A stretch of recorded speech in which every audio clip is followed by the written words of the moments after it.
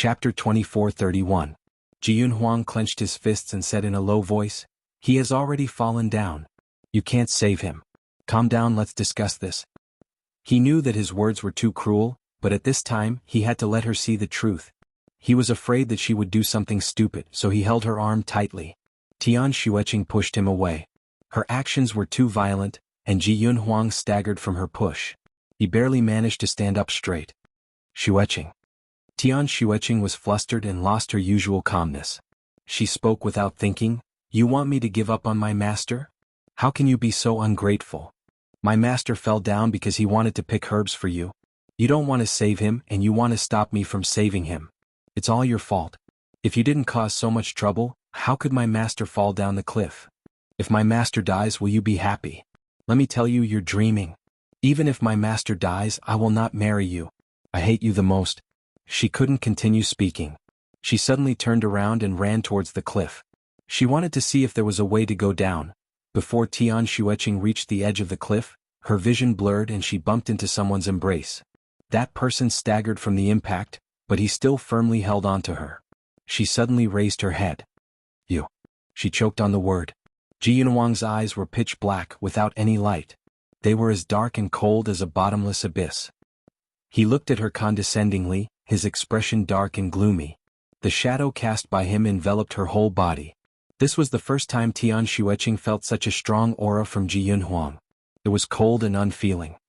"I have never wished for your master to die. Never. You wait here, I will go and save him." He had put in so much effort, but all he got in return was an ungrateful word. He had never walked into her heart. Jianghu was simply a joke.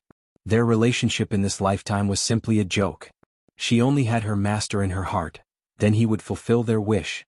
After he finished speaking, he flew down. Tian Xueqing only saw a white figure floating down. She hurriedly ran to the edge of the cliff, but she only had time to see his fluttering clothes that almost merged with the white clouds. He didn't look like he was flying down, but more like he was falling. Tian Xueqing's heart almost sank. She clenched her fists, her fingertips digging into her flesh. She suddenly remembered that Jianghu still had the ice soul poison wreaking havoc in his body. He basically couldn't use his psychokinesis. Then he rushed over in a hurry and saved her. She was afraid that he was already an arrow at the end of its flight. Now he was forced to jump off the cliff. Just now, his face was actually very frighteningly pale. Would anything happen to him if he jumped down like this? Her heart felt like it was being gripped by something, and her body began to tremble slightly. She tilted her head to listen to the sounds below, and her heart hung in the air. After a while, Jianghu's voice resounded from below, carrying a distant echo. Although his voice wasn't loud, it was clearly transmitted into Tian Xueqing's ears. "Throw down a rope that is long enough. About 200 feet. He was still alive." He spoke. She knew that he had an immortal body. He was someone who could fly, so a small cliff would not be a problem for him. Tian Xueqing's heart finally relaxed a little. "My master. How is he?" She couldn't help but ask as she searched for a rope in her backpack. Chapter 24:32. There was a long silence below. The silence made Tian Xueqing's heart jump. What? My master. My master, is he? Is he?" She did not dare to ask the rest of her question. "He's still alive." Jianghu's reply finally came from below. "Thank the heavens. Master is still alive." Tian Xueqing heaved a sigh of relief. She finally found a long rope, but it was obviously not long enough. She looked around and found a few sturdy vines which she tied tightly to the rope. Then she threw the rope down. "Is this okay?" she asked the people below her. She did not know why, but she always wanted to talk to him, wanted to hear him speak. Tian Xueqing felt the rope in her hand sink slightly. Jianghu's voice came again. "It's okay, tie the rope to the thick tree." This time, his voice was much softer, even a little hoarse, as if he was forcing himself to speak. Tian Xueqing's heart suddenly twisted, as if someone was tightly gripping her heart. She felt unspeakable guilt and sadness. She felt that the words she said when she lost control of her emotions were extremely hurtful. Now that she thought about it, she wanted to slap herself. When he comes up later, she must apologize to him properly, she must expel the poison and treat his injuries, and see if he has any external injuries. Tian Xueqing anxiously looked at the edge of the cliff, then nervously looked at the rope. It was obvious that someone was pulling the rope up. The rope was constantly tightening, and the huge tree creaked from the rope. Tian Xueqing looked at the rope that was as taut as a stick, afraid that it would not be strong enough and snap. Her heart tightened again and again. She could not help but reach out and grab the rope, using all her strength to pull it back. The rope tightened and Tian Xueqing's nerves were like the rope, tensed up into a straight line. Ji Yunhuang held the rope with one hand and carried GMO with the other, half supporting him as he moved up. The rope was wrapped around GMO's body. His head was full of cold sweat and his vision was blurry. His vision was turning black and his body was getting colder and colder. It was as if countless ice needles were rampaging through his body, causing him unbearable pain. Not only was the pain painful, but the most terrible thing was that his hands and feet were weak. Originally, he carried a person up the cliff as if he was walking on flat ground, but now, he felt as if he was carrying 1,000 pounds of weight. He knew that he was nearing his limit, probably because the rope and the edge of the cliff were worn out too much. A strand of the thick rope could no longer bear the burden and suddenly broke. The rope trembled. His and Jimo's bodies also sank down slightly. Tian Xueqing's heart almost jumped out of her chest. The broken rope was on the edge of the cliff, so she couldn't reinforce it or connect it. She took a deep breath. "Are you guys all right?" Ji Yunhuang raised his head and looked at the top of the cliff. His heart almost sank to the bottom of the lake. There was still a distance of several hundred feet between them. However, the rope could no longer support the weight of two people. Thinking of Tian Xueqing's frantic look, his heart twitched. He smiled bitterly. She treasured GMO so much. If GMO died, she would be very sad, right? He had never wanted to upset her. "Can the two of you say something?" Tian Xueqing's voice sounded again, and it sounded like she was about to cry. Ji Yunhuang lowered his eyes and indifferently replied, "Don't worry, your master is very good." Then, without saying anything else, he carried GMO and climbed up. Chapter 2433. Tian Xueqing was so nervous that she almost couldn't breathe. When she heard Ji Yunhuang's voice, she felt slightly relieved but also distressed. He only said that master was very good. What about him? How was he? Tian Xueqing wanted to ask, but she was afraid that she would distract him. She could only swallow the words that were about to come out. She was so nervous that her hands and feet were cold, and her face was pale. Snap. Another strand of the rope broke, but Ji Yunhuang didn't even look at it. He mobilized all of the remaining psychokinesis in his body, took a deep breath, and flew upwards with GMO in tow. He would risk his life to protect the safety of his beloved. There were only 2 strands left of the 4 strands of rope. These 2 strands were constantly being pulled apart, making a slight snapping sound. At this time, they were still a few feet away from the top of the cliff. Tian Xueqing could see the 2 people hanging on the cliff. She was so excited that her hands were trembling. They were coming up. They were coming up. The unforeseen event happened at this moment. The rope broke, and the 2 people who were less than 2 feet away from the top of the cliff fell down. Tian Xueqing cried out in alarm, "No!" Ji Yunhuang was quick-witted. He bit the tip of his tongue and gathered all the psychokinesis in his body into his palm. He slapped GMO and GMO's body flew up. He fell powerlessly into the bottomless abyss. Tian Xueqing's head buzzed. Her face instantly turned pale. Ji Yunhuang. She reached out to grab Ji Yunhuang in vain, but she only grabbed air. Ji Yunhuang's body was already exhausted beyond its limit. The ice soul poison could no longer be suppressed, and it ran rampant in his body. He couldn't even move a finger now, so he didn't have the strength to fly up. Looking at the cliff that was getting farther and farther away, he was unwilling. He was just a little bit away from the gate of life. Just like his relationship with Tian Xueqing, it was always a little bit away. Perhaps this was his fate. They always missed each other. He smiled bitterly and closed his eyes.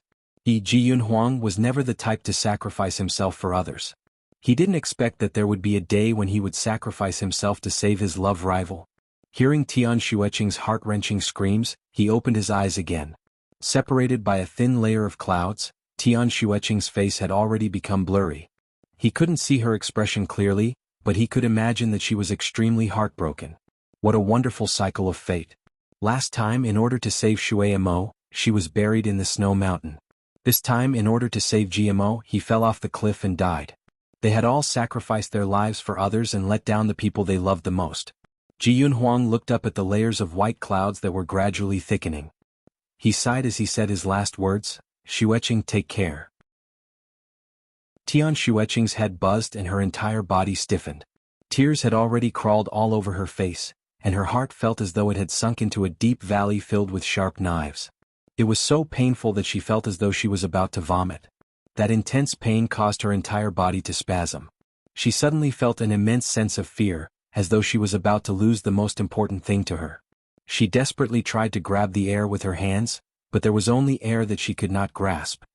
Yunhuang, her cry was heart-wrenching, sharp and mournful, but she couldn't get any response from him. With teary eyes, she looked on helplessly as Ji Yunhuang fell through the layers of clouds and disappeared.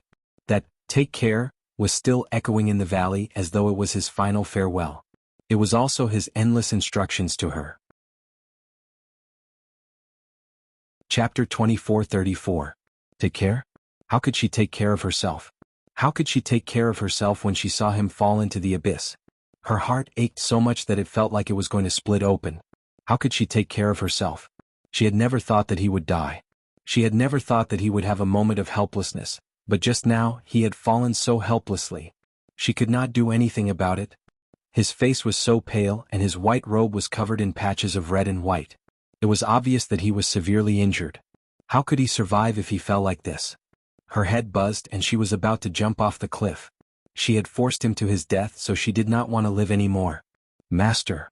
Wang Kai grabbed her trousers and shouted, "Master, he is an immortal. He won't die from falling off the cliff. Don't do anything stupid." "He won't die? Maybe he will still be alive?" This faint hope allowed Tian Xueqing to regain some of her senses. She was really scared now. Her hands and feet were cold, and she felt as if something was going to break out of her heart. Countless memories were spinning in her mind, and every one of them had his face. He came with his sword and cut the netherworld snake in half. He hugged her in his arms and comforted her softly, "Xueqing, don't be afraid. I'm here." When she found out that her master was poisoned by the netherworld poison, she panicked. He patted her back and said gently, "Xueqing, don't be afraid. I'm here." When she fell off the cliff, he pulled her up and patted her. "Xueqing, don't be afraid. I'm here." He had always been protecting her. When she was in danger, he descended like a god and defeated all the difficulties for her. Then he hugged her and told her not to be afraid because he was here. Unknowingly, he had become her pillar of support. She was not afraid of any difficulties because he would come, but now he had fallen off the cliff. The clouds covered his face and she could only hear his sigh. "Xueqing, take care." She had never thought that he would say goodbye to her like this one day. She did want him to leave, but she never wanted him to die. Wang Kai's black eyes were filled with tears. It did not expect Ji Yunhuang to be so loyal. It had never thought that its master would be so sad, as if the sky had collapsed. Tian Xueqing suddenly stood up and murmured, "I want to find him. I want to find him." "You are right, he won't die." "I won't." He turned around and wanted to run down. Wang Kai hurriedly shouted, "Master, wait, Master's poison hasn't been cured yet." Tian Xueqing stood there in a daze as though she didn't hear him clearly. She looked at Wang Kai in a daze. Wang Kai repeated again and Tian Xueqing's eyes gradually regained focus. Wang Kai saw that its master had regained consciousness, and it could not help but heave a sigh of relief. Tian Xueqing's heart was in a mess, and her mind was barely working. Only when he saw GMO lying there did he realize that he had to detoxify his master. How could he have forgotten? How could he forget to detoxify his master? Clearly, master was the most important person to him. Could it be that she had already fallen in love with him? A thought surfaced in her mind, and her heart immediately trembled. Impossible. Impossible. She had always liked her master. It was master. But what was with the suffocating feeling in his heart? Why was she so sad for Ji Yunhuang? She had to calm down. Calm down. Save master first, save master first.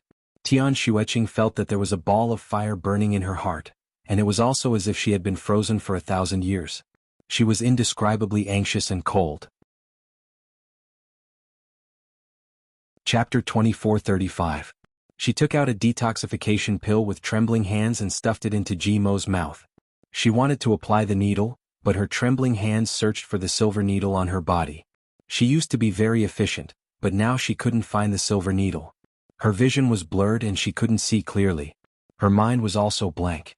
Wang Kai was almost afraid of Tian Xueqing.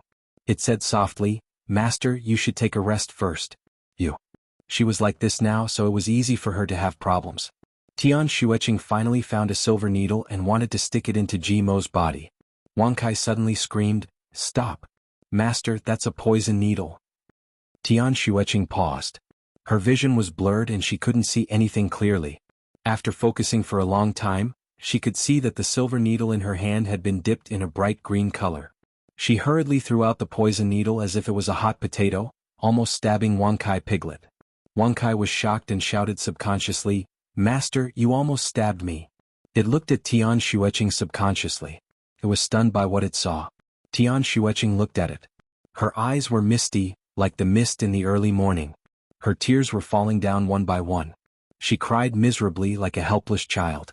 Gradually her skirt was soaked by her tears. This was the first time Wang Kai had seen Tian Xueqing cry like this.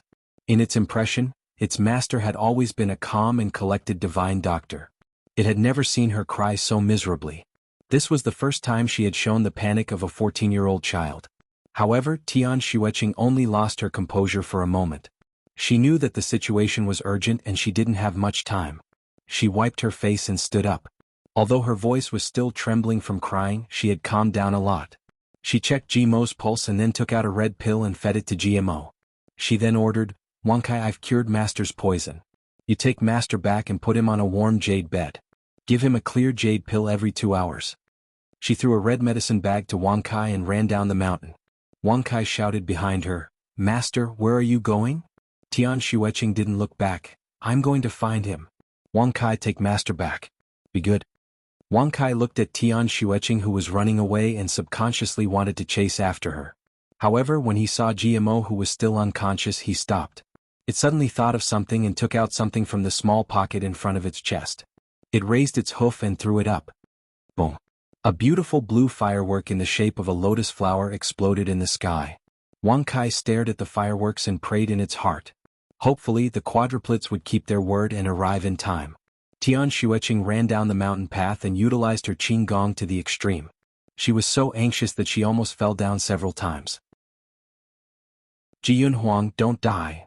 After running for an unknown amount of time, she was already exhausted, but she still ran without caring about anything else. Her tears had long dried up, leaving 2 tear stains on her delicate face. Her face was almost frozen stiff, and she couldn't feel any warmth. At the end of the run, Tian Xueqing's legs were almost numb. Every breath she took was as painful as being cut by a knife. She suddenly staggered, her legs went soft and she fell to her knees. She had hit the ground very hard and a layer of skin was scraped on her knee. Blood was flowing down. Chapter 24:36. She fell very hard and a layer of skin was scraped on her knee, causing blood to flow down. She did not even bother to bandage her wound. Instead, she hurriedly sprinkled some medicine on her wound and continued to run down. When she was about to reach the bottom of the valley, she suddenly slipped and her whole body rolled down uncontrollably.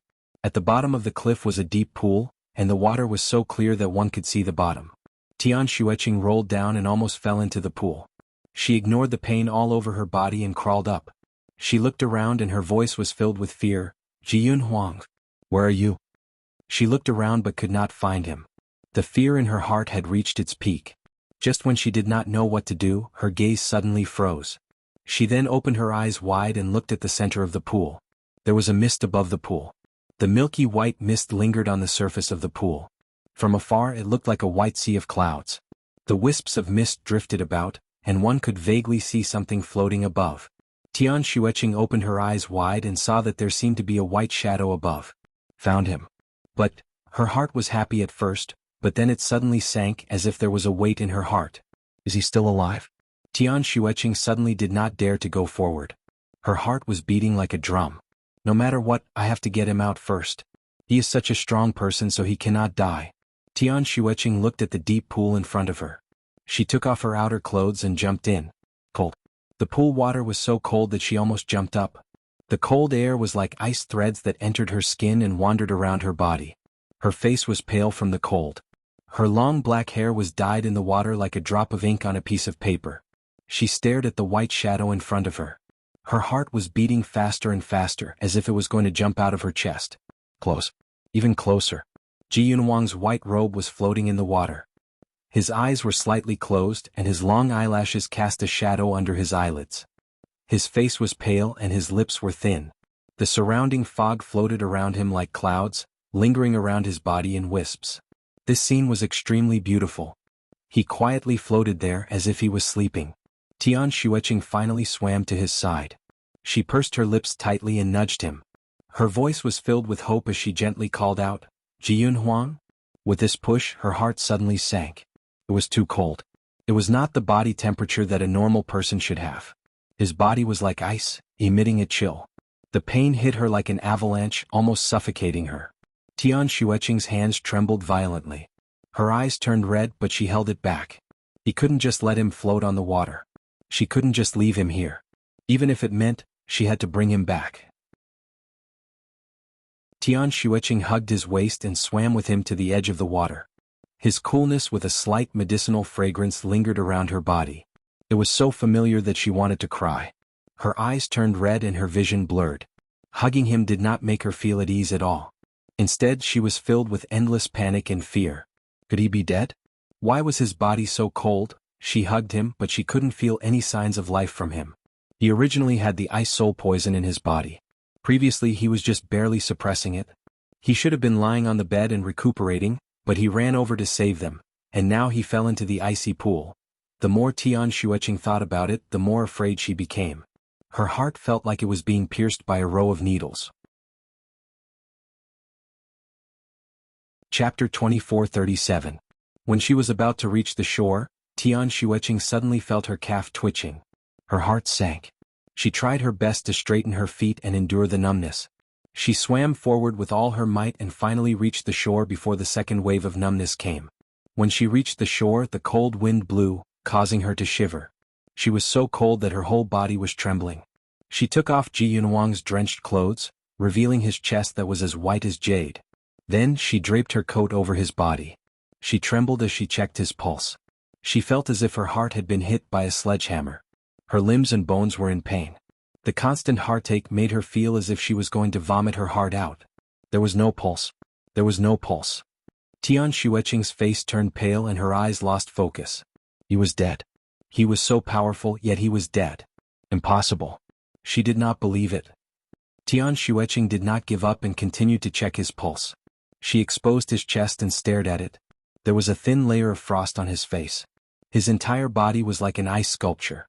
There was no breath, no heartbeat, no emotional fluctuation. He was just an ice sculpture lying there quietly. There was no pulse. There was no movement. He was dead. He was dead. What should she do?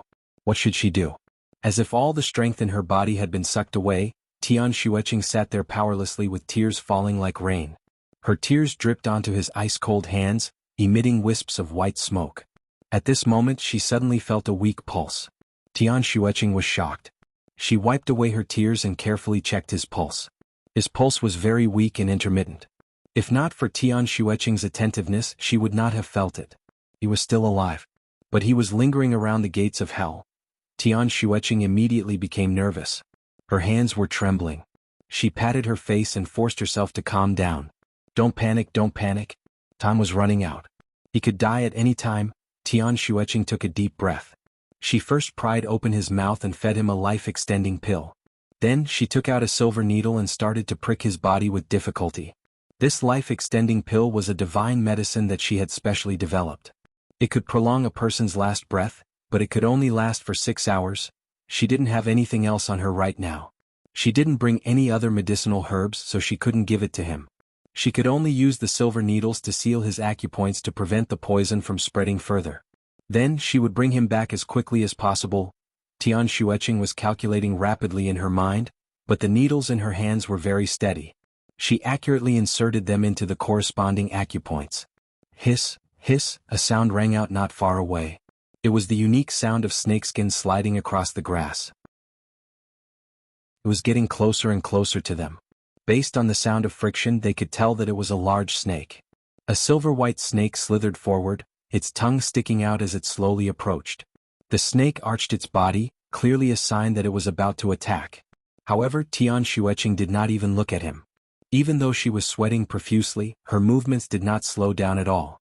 Her movements were as smooth as flowing water. Now was the crucial moment of acupuncture, and she could not afford to be distracted. With a gust of wind, more people appeared out of nowhere. The four of them were wearing the same clothes and looked exactly the same.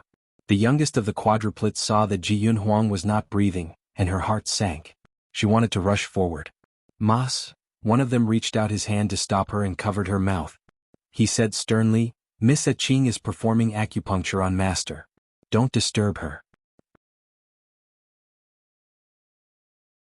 Chapter 24:38. One of them reached out to stop her and covered her mouth. He sternly transmitted his voice, "Miss Ching is performing acupuncture on Master. Don't disturb her." He looked worriedly at Ji Yunhuang, who was covered in silver needles, and Tian Xueqing, who was sweating profusely. He then looked at the snake that had started to retreat. He raised his arm and made a gesture. The four twins understood and immediately split into four directions to protect the two people in the middle. One of them took care of the silver snake. With the four of them guarding them, not even a fly could enter. The time it takes for an incense stick to burn passed. 2 hours passed. Tian Xueqing was so cold that she almost lost consciousness. Her head was dizzy and every breath she took was scalding hot. She was running a high fever. This fever came very quickly. Not long after, her whole body became weak and her hands started to tremble slightly. She tried her best to keep her eyes open and persevered. After another half an hour, Tian Xueqing finally pulled out the silver needles. After removing the last silver needle, she wanted to stand up. However, her vision suddenly turned black and she fell down weakly. One of the four twins caught her. Tian Xueqing opened her misty eyes and tried her best to wake up. However, darkness quickly attacked her and nibbled away at her consciousness. Before she lost her consciousness, she grabbed that person's sleeve and reminded him repeatedly, "Bring him back to the tranquil mountain. Remember, you must carry him flat. Do not move at all." The darkness came like a tide and completely drowned her. "Xueqing, take care." Ji Yunhuang looked at her deeply and took a step back. He fell down the endless cliff. Oh! Tian Xueqing suddenly woke up. The darkness scattered like shooting stars. When Tian Xueqing opened her eyes, she saw Ji Mo's worried face. She was stunned for a moment and her eyes were filled with confusion and helplessness. "Master." Ji Mo touched Tian Xueqing's forehead and sighed in relief. "Everything is fine now." Tian Xueqing grabbed Ji Mo's sleeve. Her eyes were filled with weakness and nervousness. "Master, where is he?" Ji Mo's eyes moved. "I have already refined the antidote. I just gave it to him last night." "He has already taken the antidote?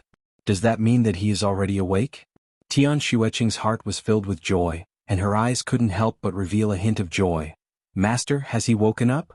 How is his physical condition now?" GMO looked at Tian Xueqing in silence. When she opened her eyes, all her questions revolved around Ji Yunhuang.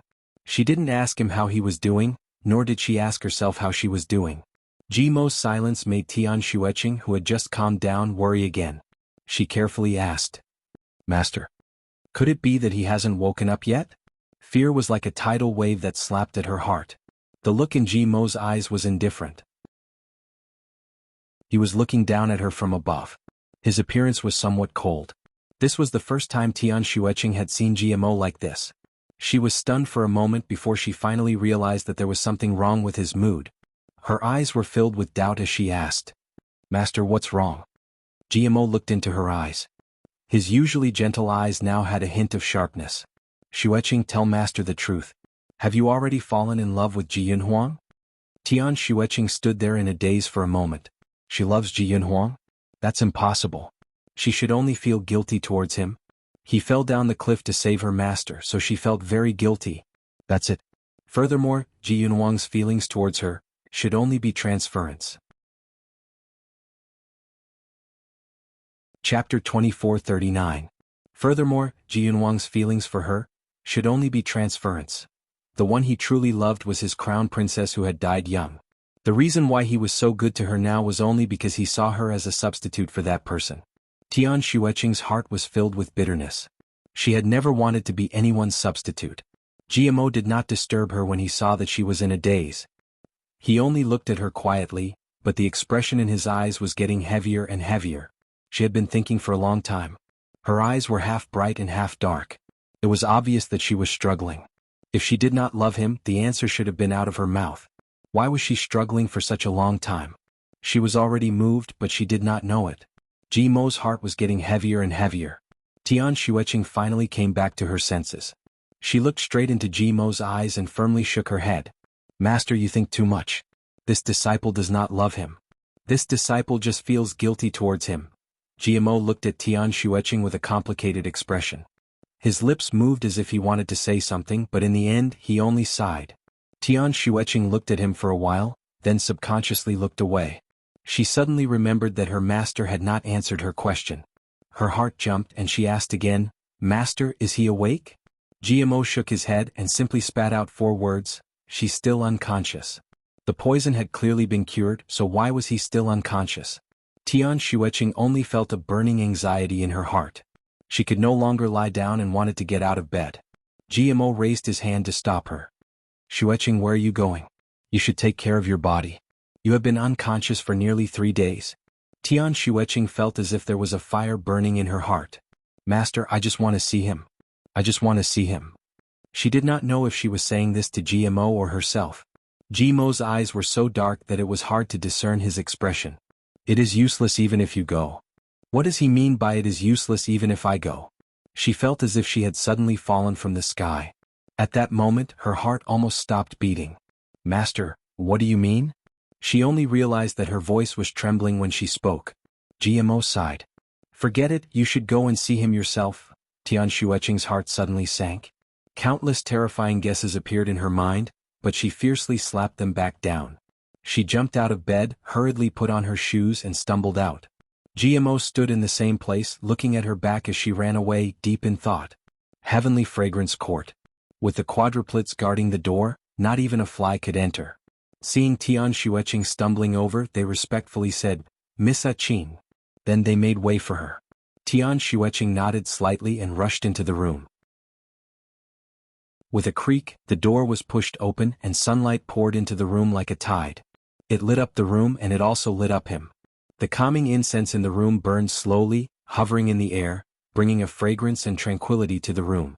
A man in white was lying on the bed. He had a handsome face, a pale complexion and thin lips. On such a beautiful spring day, when Nuan seemed to have stopped in front of him, no longer moving forward, leaving him alone as cold as snow. His entire body exuded a faintly discernible chill. Tian Xueqing pursed her lips and stepped forward. Her fingertips trembled slightly. They were slightly cold as they touched his skin. The warm and soft touch almost made her cry. Although his body temperature was still somewhat low, it was much better than the coldness of a dead person before. Chapter 2440. She felt for his pulse. It pulsed faintly under her skin. He was still alive. No matter what, he was still alive. Tian Xueqing suddenly had the urge to hug him and cry. She was scared out of her wits when she saw her master's hesitant look. She thought that he was dead and would never come back. Fortunately, he was still alive. As long as he was still alive, there was hope. But since he was still alive, why did her master look hesitant? Her heart had just calmed down a little, but it immediately rose again. She took a deep breath and calmed her heart down. Then she began to examine him carefully. Tian Xueqing checked him from head to toe, and her face became paler. He was breathing, his heart was beating, and he could react instinctively to external stimuli. But he was unconscious. He did not have any consciousness at all. He was clearly lying peacefully in front of her, but Tian Xueqing felt that there was a world of distance between them. He was already in a vegetative state. On the 7th day, 2 of the quadruplets were missing. Tian Xueqing walked in with weak steps. Her face was as pale as a ghost, and there were dark circles under her eyes. She was very dizzy and the world was spinning with every step she took. She had not slept for 6 days and 6 nights. For the past few days she had been reading all kinds of medical books like a madwoman, looking for a way to cure Jianghu. She took countless kinds of medicinal herbs and threw them into his mouth as if they were free. She also poured bowl after bowl of medicinal soup into his mouth. Then, as if waiting for a verdict, she stayed by his side and stared at him, hoping for a miracle to happen. But it was useless. There was no effect at all. It was not like this had never happened before. In fact, Tian Xueqing had cured many people who were in a vegetative state, and she had found many ways to cure them, but none of those methods worked on him. Was it because he was a deity? She immediately went to look for ways to cure him. Over the past few days she had tried all kinds of methods and remedies, but none of them worked, no matter how hard she worked for days and nights without sleep. She could only watch him lose his life bit by bit. His heartbeat became slower and slower, and his pulse became weaker and weaker. His body became colder and colder. He was dying bit by bit, but she could not do anything about it. Tian Xueqing walked to the bedside and looked at the face of the person lying on the bed, which seemed to be carved from cold jade. She was in a trance. His legs went soft and he fell to the ground, his vision turning black. She held his wrist that was as cold as snow, and the coldness flowed through her pores, penetrating her limbs and bones. His pulse was so weak that it almost stopped a few times. If this continued, he was afraid that he wouldn't be able to survive the night. For the first time, she felt powerless. She had healed everyone in the world, but she could not wake him up. She didn't owe anyone a debt, but he was the only one she regretted. His tears dripped onto her hand, but she did not seem to feel it. She only held on tightly to his hand and said with a trembling voice, "Jianhuang, did you purposely smash my plaque? Do you think I owe you something? I haven't even blamed you for treating me as a substitute, but you're blaming me first? How can you be so unreasonable? You're the one in the wrong. You're the one in the wrong." Tian Xueqing's consciousness was already in a trance. She hadn't slept for several days and nights, so her mind was in a mess. She was almost unconsciously repeating this sentence. Chapter 24:41. She grabbed his wrist and did not let go for even a moment. She was afraid that if she let go, he would leave without a sound. Therefore, no matter how scared she was, no matter how terrified she was, she still held onto his wrist tightly. Only by feeling his pulse could she feel a little more at ease, although his pulse was getting weaker and weaker, just like her heart was getting heavier and heavier. Suddenly she could no longer feel his pulse. He died. It was as if she had been struck by lightning in the middle of a rainstorm. She jumped up, and with a flustered and frightened body, she reached for his chest in a flurry, but she couldn't feel even the slightest beat. Her mind was blank and the world seemed to have gone silent. She could not hear anything and she could not see anything. She could only rely on her doctor's instinct to take out a pill and feed it to him. Then she quickly and mechanically treated him. After the whole procedure, her mind was blank. She was so flustered that she felt as if the whole world was trembling. She felt his pulse again, but there was still no pulse. She was so flustered that she almost suffocated.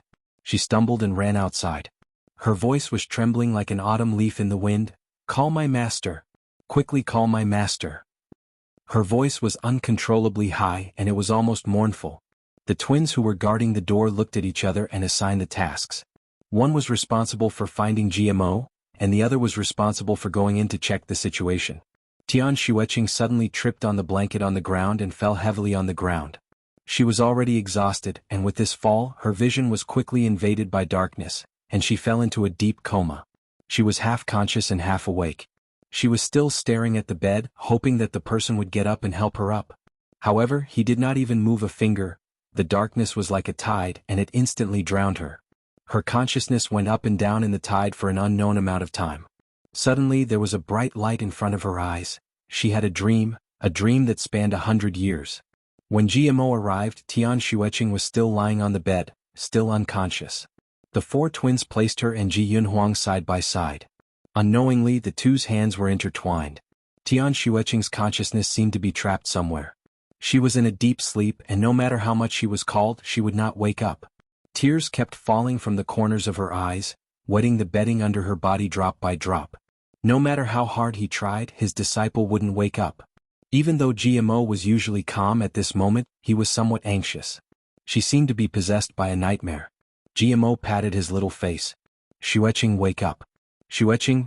More and more tears flowed from Tian Xueqing's eyes, and she gradually began to sob softly.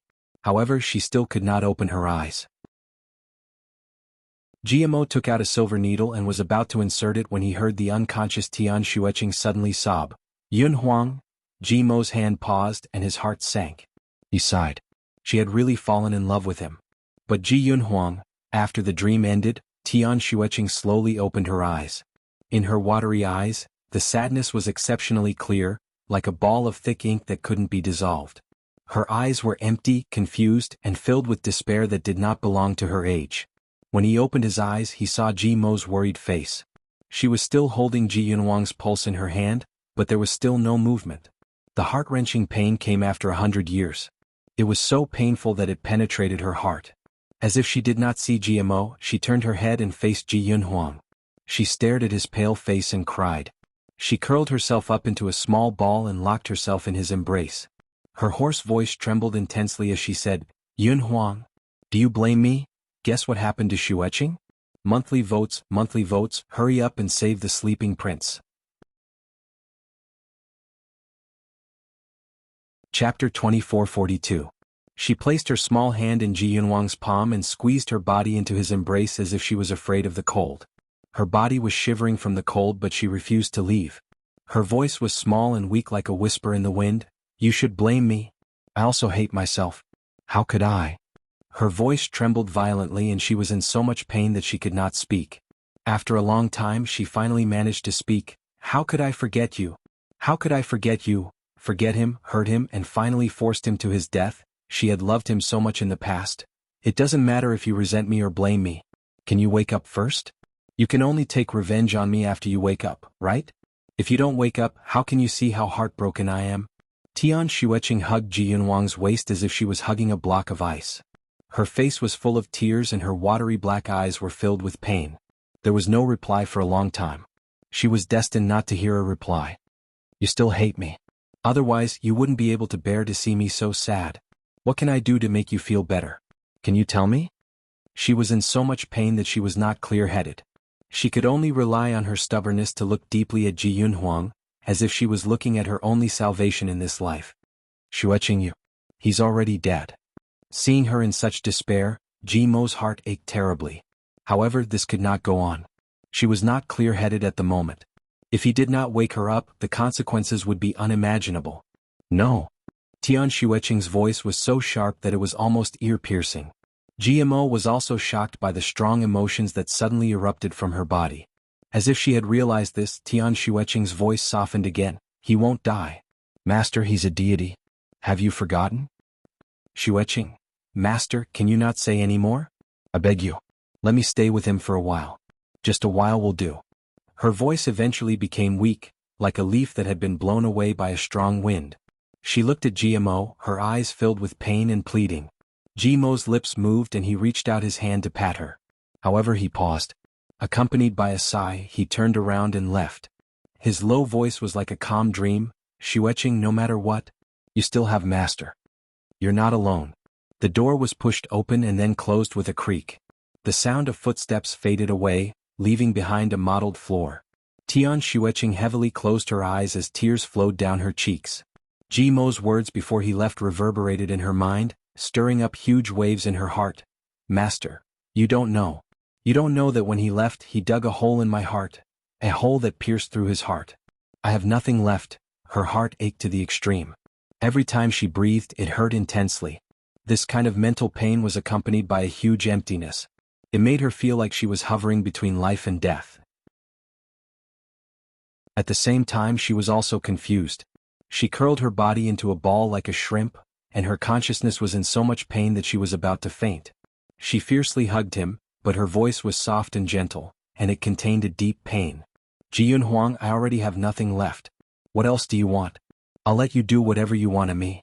In fact, the most painful ones were never the dead, but the living who were suffering in a life worse than death. It was truly hell. It was never physical torture, but mental desolation. Tian Xueqing closed her eyes and her consciousness returned to silence. Her weak voice was like a whisper in the wind. You've already sent me to hell? In her daze, she seemed to see Ji Yunhuang sit up. Chapter 2443. Suddenly he slowly walked over from the void. His body was surrounded by a faint halo, and he was still the elegant and handsome High Immortal. She stood there in a daze, not daring to blink her eyes. She was afraid that if she blinked, he would disappear again. The halo was getting closer and closer to her. He stood in front of her and stretched out his hand, as if he wanted to wipe away the tears on her face, but he put it down again. Tian Xueqing held her breath and looked at him in a daze for a moment. She finally reacted and subconsciously wanted to hug him, but she did not expect that she would smash him into pieces. The golden light scattered in all directions and floated in the air like a galaxy. Then, the golden light slowly condensed into a human figure and reappeared in front of her. You. Tian Xueqing's tears fell again. He was in the void, hugging her weakly. His body's cold and delicate fragrance surrounded her. A soft voice sounded in her mind with a hint of helplessness. Xueqing? Tian Xueqing looked at him with teary eyes and her voice was full of hope. Can you come back? I miss you very much. Ji Yunhuang's body seemed to stiffen, and he did not speak for a long time. Finally he sighed. Xueqing, I'm sorry. Forget me. The golden light condensed in his hand, and he placed his hand on her long hair and stroked it. His warm breath made her greedy, and his touch made her heart feel peaceful. Her heart became incomparably peaceful, and the pain and despair of the past few days slowly faded away. Some of the unforgettable scenes in her mind slowly faded away. She was shocked and she struggled to break free. Never. The dream came to an abrupt end and she suddenly opened her eyes. It was still the same room and the same bed. He was still lying there without making a sound. Tian Xueqing stared at the person on the bed, and her eyes were a little empty. The night was cold and the moonlight was like water. Cicadas were chirping non-stop outside the window, and along with the rustling of the leaves in the wind and the reflection of the big round moon, it was a summer day. Outside the window the hot wind blew, but inside the room it was a little cold. She subconsciously stretched out her hand and touched Ji Yunhuang's long eyelashes. When his eyelashes touched her palm, it was itchy and trembling, and her heart also trembled. She originally wanted to leave after touching him, but she lingered on. Her little hand brushed past his slightly closed eyes, his high nose bridge and his thin lips. She closed her eyes and recalled the warmth in her short dream, as well as the faint and helpless apology that came from the void. She held his hand that was hanging by the side of the bed. His hand was cold, and no matter how she held it, she couldn't warm it up. Her heart was also turning cold inch by inch. This hand had once caressed every part of her body. This hand had once mercilessly pushed her away. This hand had once filled her with despair. It was also this hand that had saved her and her master. It was also this hand that had held her hand and told her not to be afraid. This hand had once dragged her to heaven, and it had also once pushed her into hell. Now this hand was powerless to do anything else. No matter how hard she tried to grab it, it would not give her any reaction. She pressed her face against the hand and closed her eyes slightly. Yunhuang, when I was dragged underground by the ghost Rattan 100 years ago, I did blame you, but I didn't hate you. You didn't do anything wrong, you just didn't love me. I hated myself for my wishful thinking. So when I died, I swore to the heavens that I would forget you in my next life and never meet you again. Her voice was very calm, empty and calm. Chapter 2444. No one answered. She looked at the moonlight outside the window, lost in thought as she stared at the silver floating in the air. Her long eyelashes formed a row of shadows under her eyelids. Her face was as pale as snow, like a fragile porcelain doll. The room was very quiet. The cicadas outside the room seemed to have sensed the unusual atmosphere and tactfully stopped chirping. The sounds of the outside world gradually faded away. It was as if she had been placed in a vacuum, isolated from the rest of the world. But now I hate you very much, she said softly. Her long eyelashes trembled slightly, like the wings of a butterfly. She repeated herself, Ji Yunhuang, did you hear that? I hate you very much. In our previous life you clearly fell in love with me, so why were you so heartless to me? You treated Shimo better than me. You were always cold to me. Whether I cried or was in pain, you didn't care about me. Yunhuang, I loved you so much that I didn't feel like myself anymore. I couldn't extricate myself. If I knew your feelings for me, I wouldn't have begged for death just to forget you. In this life I really did forget you, but you appeared in front of me again. You used such a tragic method to remind me of the past. You disrupted my 2 lives and now you want to make up for it by simply erasing my memories? Tian Xueqing's eyes were big and empty. The moonlight was bright, but it didn't leave a trace of light in her eyes. She slowly spat out 2 words with determination and ruthlessness, absolutely not. I won't forgive you and I won't forgive myself either.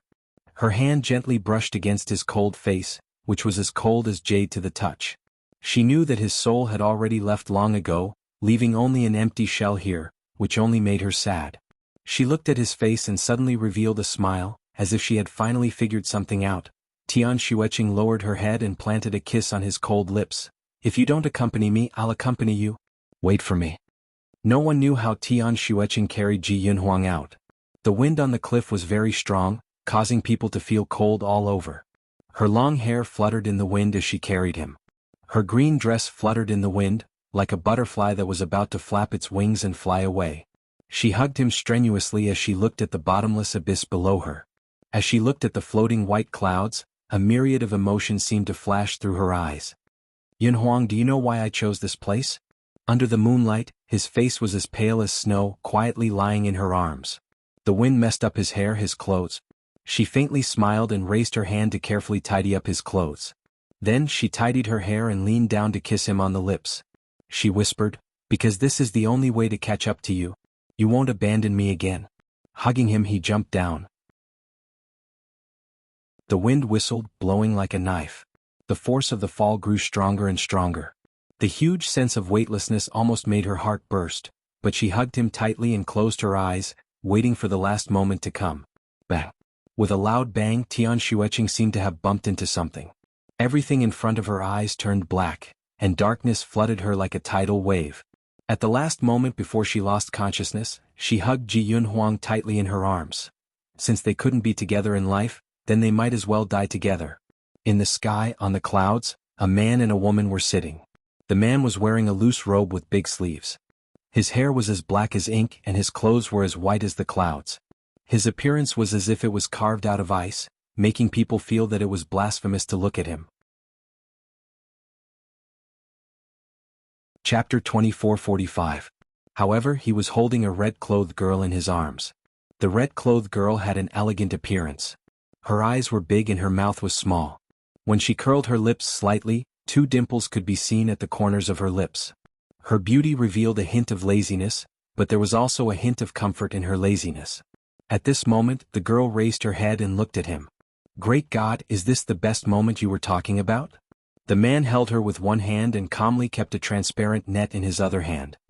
He only replied with a single word, "Yes."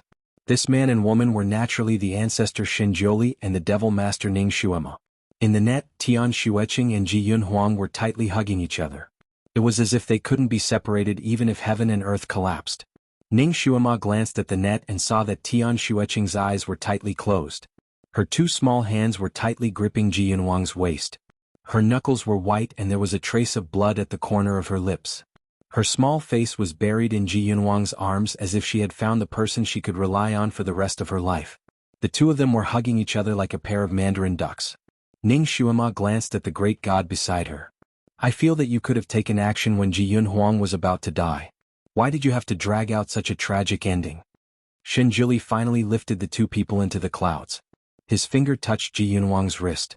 After a while, he removed his hand and replied casually, "If I didn't force her into a desperate situation, how would she be able to break through the blood curse of her previous life and regain her memories?" He glanced at Tian Xueqing and sighed. "This blood curse can only be broken by herself. Outsiders can't help her at all." Ning Xuema finally understood why Shinjili took action so late. She finally felt relieved. She looked at Ji Yunhuang and asked, "Can he still be saved?" "Of course." Shinjili answered confidently. "It won't be easy for anyone to die in front of me." The thin rays of sunlight danced on the ground, forming spots of light. On the bed in the room, Ji Yunhuang slowly opened his eyes. At first he seemed to be in a daze, but after a while, his eyes became clear. Suddenly, he seemed to have sensed something and turned his head to look to the side. There was a woman lying next to his arm. This woman was obviously very sleepy. Her eyes were closed and she was in a deep sleep. However, her fingers were tightly gripping his hand, as if she was afraid that he would run away. Xueqing. The sunlight danced on the side of her face, softening her cheeks. She fluttered her eyelashes uncomfortably. "Xueqing." Ji Yunhuang raised his hand and shielded her face from the light. His gaze was gentle as he lowered his head and gently kissed her on her trembling eyelashes. Tian Xueqing moaned in her sleep as if she was sleep-talking. "Yunhuang, don't leave me behind." Her words lit up Ji Yunhuang's eyes. He held her hand tightly as if he was holding the most important treasure in his life. Of course he wouldn't abandon her. Never again. He had searched for her for 100 years, and now he had finally found her. He checked his body and found that all the injuries had disappeared without a trace. Other than the slight weakness in his body, he was fine. His eyes flickered. Dizun's technique. He knew very well that he would definitely die at that time. Even he himself was powerless to save the situation. Only Dizun could pull him back from the gates of hell and help him recover so quickly. He lowered his eyes and looked at the person lying on the bed who didn't seem to be sleeping comfortably. His heart warmed. He raised his hand and moved her onto the bed, nestling her shoulder to shoulder with him. She seemed to finally feel comfortable. Her body automatically snuggled up to him and she hugged his arm as she finally fell asleep. Tian Xueqing and Ji Yunhuang's story has basically come to an end. There will be some sweet interactions between the great god and Xuema later. On the last day of the month I will roll around and act cute to beg for monthly votes, monthly votes, monthly votes. Important things have to be said 3 times. There will be no updates in the early hours of the morning, so there is no need for everyone to stay up late. For the sake of everyone's health, the update time will be changed to around 8 or 9 o'clock in the evening. Chapter 2446.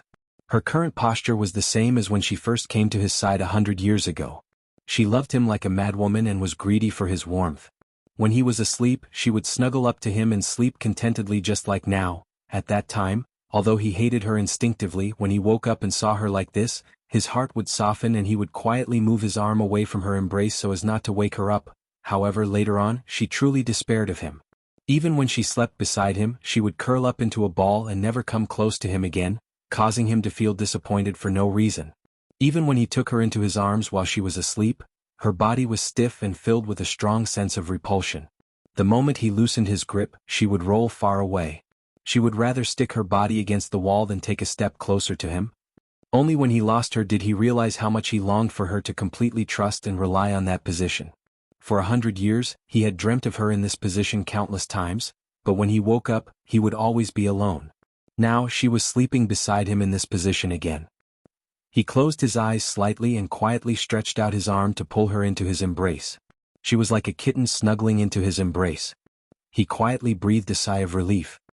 He knew that once he hugged her, he would never let go again. This hug would last until the end of time and they would never be separated. He also knew that they still had a long way to go. He had to supervise her cultivation and solve the problem between her and GMO. There were still many things he had to do. However, as long as she could stay by his side, he could solve all of those problems one by one. 100 years of yearning, 100 years of yearning. Now that he had her in his embrace, how could an ordinary hug be enough to satisfy him? As Ji Yunhuang hugged her, he wanted to kiss her, kiss her, kiss her. He wanted to feel the warmest reality. He looked at her in his embrace. If he remembered correctly, today was her 15th birthday and she could be considered an adult. He wanted to give her an unforgettable birthday present. He flipped over and lightly pressed down on her. His lips covered hers. On a hillside covered in green grass, Shenjiuli lazily sat on a large rock with a guqin placed horizontally on his lap. His 10 fingers gently plucked the strings of the guqin, and the sound of the guqin flowed out, weaving a mirror in the air. What appeared in the mirror was Ji Yunhuang's pair. Ning Xuemo rested her chin on her hand and looked at the scene in the mirror with great interest. Seeing Ji Yunhuang wake up in a daze, seeing him put Tian Xueqing on the bed, seeing him pull her into his embrace. She loved watching this kind of couple drama. It gave her a sense of accomplishment. Schwa. The wavy mirror suddenly disappeared, and the description of the pair could no longer be seen. She turned around and saw Shinjuli looking at her with a smile that was not a smile. Are you addicted to this kind of drama? Ning Xuema was still somewhat unsatisfied. She raised her hand and touched her nose. She coughed and said, It's all right. This kind of drama of a broken mirror being reunited is originally very interesting. She looked at Shinjuli seriously and laughed. She teased him, You're in such a hurry to remove it because you're afraid that I'll see something that I shouldn't see? Don't worry. Ji Yunhuang has just woken up from a serious illness, and Tian Xueqing is also sleeping from exhaustion. They won't really do anything. At most they'll kiss and hug each other. This kind of drama doesn't need to be censored. I've seen it before in kindergarten. Before she could finish her words, her body suddenly flew up.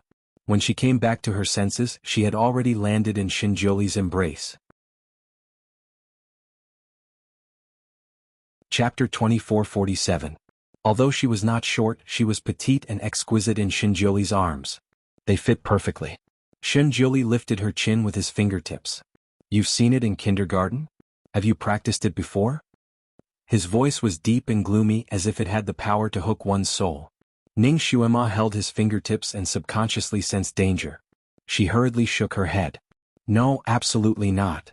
This great god was a vinegar jar. She didn't want him to upset her. Shinjuli looked down at her in his arms. She had been on her period for the past few days, and he had not been intimate with her for 4 days. Before he had tasted it, he was a ruthless god. Even if there was a beauty dancing in front of him, he would still be able to sit in his arms. But since he was with her, he could not leave her beauty. He was almost insatiable every night. He would only let her go when her period came. Ning Xuema did not want to provoke him, so she would deliberately stay away from him during these few days. Ning Xuema was lying on his lap. She could not be more familiar with him. Even the subtle changes in his body could not escape her touch. She could clearly feel that his body, which had always been cold, was gradually heating up. When she raised her head, she looked into his extremely dark eyes. Her heart skipped a beat. She wanted to turn around and jump up, but he used one of his arms to stop her. His fingertips touched her red lips. "Xuema, it's boring to look at other people. Why don't you do the real version with me?" How could this almighty say such ambiguous words in such an open and above-board manner? Not only did he say it openly, but he also did it openly. His fingers had already started to pick up her lapel. Ning Xuema quickly held his hand. Although people did not often come to this hillside, it did not mean that no one would come. She did not want to have sex with him here. God, calm down. Once Shinjuli's interest was piqued, he couldn't remain calm. With a wave of his hand, he set up a barrier around himself. Then, with a flip of his body, he pressed Ning Xuema onto a long-haired emerald-green blanket. He leaned over and looked at her. His handsome face was right above her. His black hair flowed like water, flowing over her face and neck. It was as if it could flow into her heart. "Xuema, you have to pay the price for watching porn, Ning Xuema." She wanted to cry but had no tears. What kind of movie was she watching? He couldn't even be considered a rank. Yet, she had to accompany him in a performance of the restricted level. Sometimes, it was not a good thing to have a husband who could set up enchantments, because once he was in the mood, she could be with him on any occasion. Because even if it was a busy city, as long as he set up a barrier, no one would be able to discover the situation inside the barrier. He could do whatever he wanted to her. His kiss landed, and along with the kiss, his hands, the temperature gradually rose. Accompanied by the sound of each other's breathing, their clothes gradually became messy. Ning Xuema raised her hands and hugged his neck, responding to him wholeheartedly. Well, she actually wanted him too. Just as they were about to meet in the Red City, a white light suddenly shrouded Shinjoli. After a while, the white light dissipated and Shinjoli's figure appeared again. Both of them froze at the same time. Shinjoli, who looked like a baby, sat on Ning Xuema. The white robe he was wearing could change its size according to his body. Now the large white robe had become a small robe. The white robe was loose and one could faintly see the fair and delicate skin underneath. Ning Xuema, Shinjoli.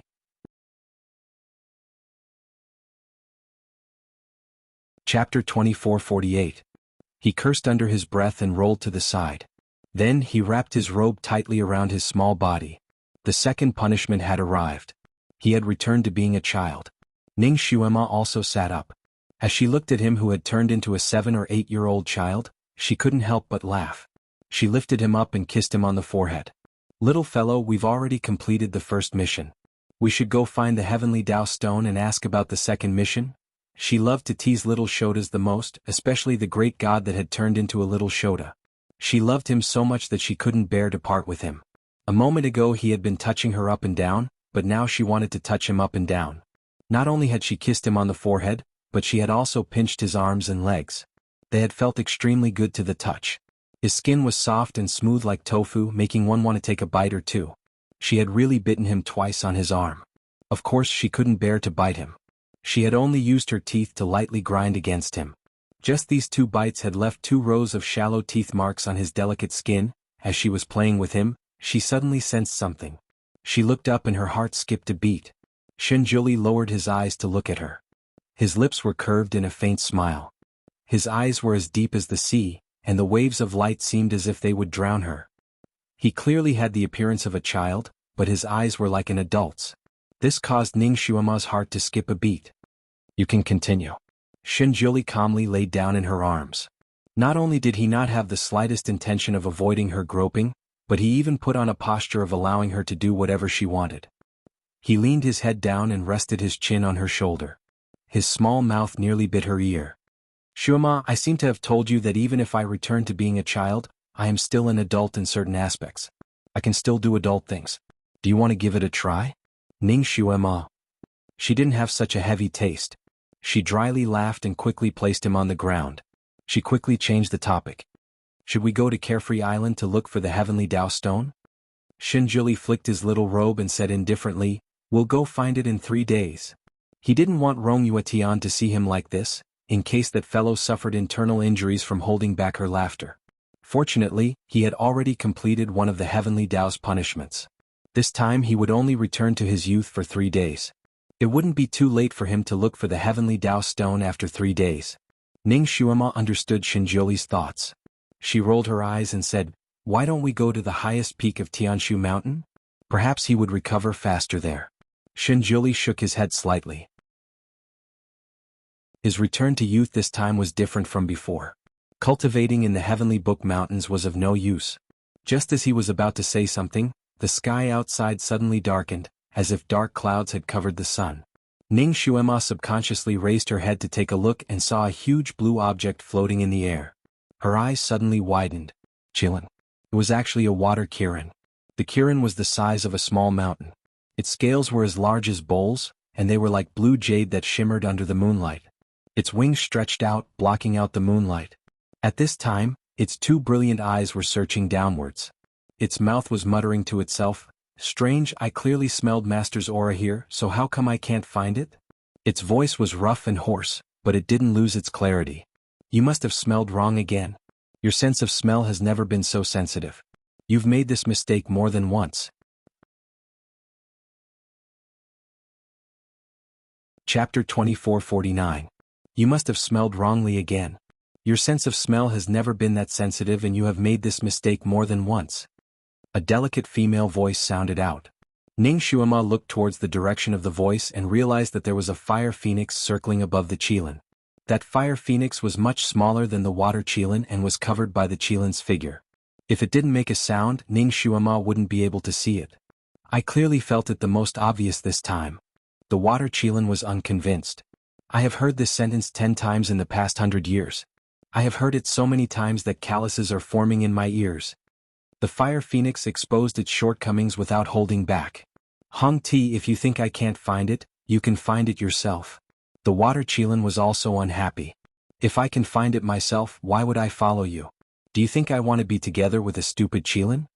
The fire phoenix was also angry. The scales on the water qilin's body stood up.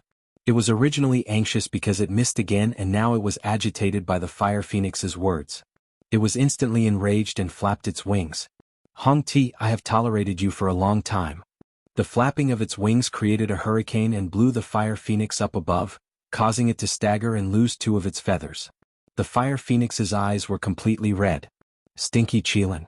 You dare to make a move on me? It flapped its wings and raging flames burst out from its wings. A ball of flames rolled towards the water qilin. The water qilin had only fanned the wind and didn't expect the other party to immediately set fire to it. This fire was the red lotus hellfire that could burn everything. It was obvious that this phoenix was truly angry. The water qilin was also angry and didn't want to be outdone. It opened its mouth and a huge wave of water pounced towards the red lotus hellfire. Qi. Water could subdue fire, not to mention that this water was the qilin's true yang water which could subdue all the fire in the world. The red lotus hellfire that the fire phoenix fanned out was scattered by the water and not a single spark was left. Not to mention, a strand of water even splashed onto the fire phoenix's body. Although it didn't cause any substantial damage to it, it still drenched its feathers and made it look like a drowned rat. Fire phoenix. You. That pair of ruby-like eyes had tears rolling around. You bullied me. The water qilin raised his head to look at the sorry figure of the fire phoenix and was stunned. I didn't do it on purpose. It also knew that it was in trouble. After thinking for a while, it flapped its wings again trying to dry its feathers. This time the wind was much gentler, but the fire phoenix obviously did not buy it. Its figure flashed and dodged the wind. Blinking its eyes, tears rolled down its cheeks. You bully me because I can't find Master. I don't want to be with you anymore. I'll go find him myself. He turned around and was about to fly away. The water qilin hurriedly stopped it. I already said that I didn't do it on purpose. You spat out fire first. You were the one who fanned first. Fire Phoenix shouted. All right, it's my fault, don't be angry.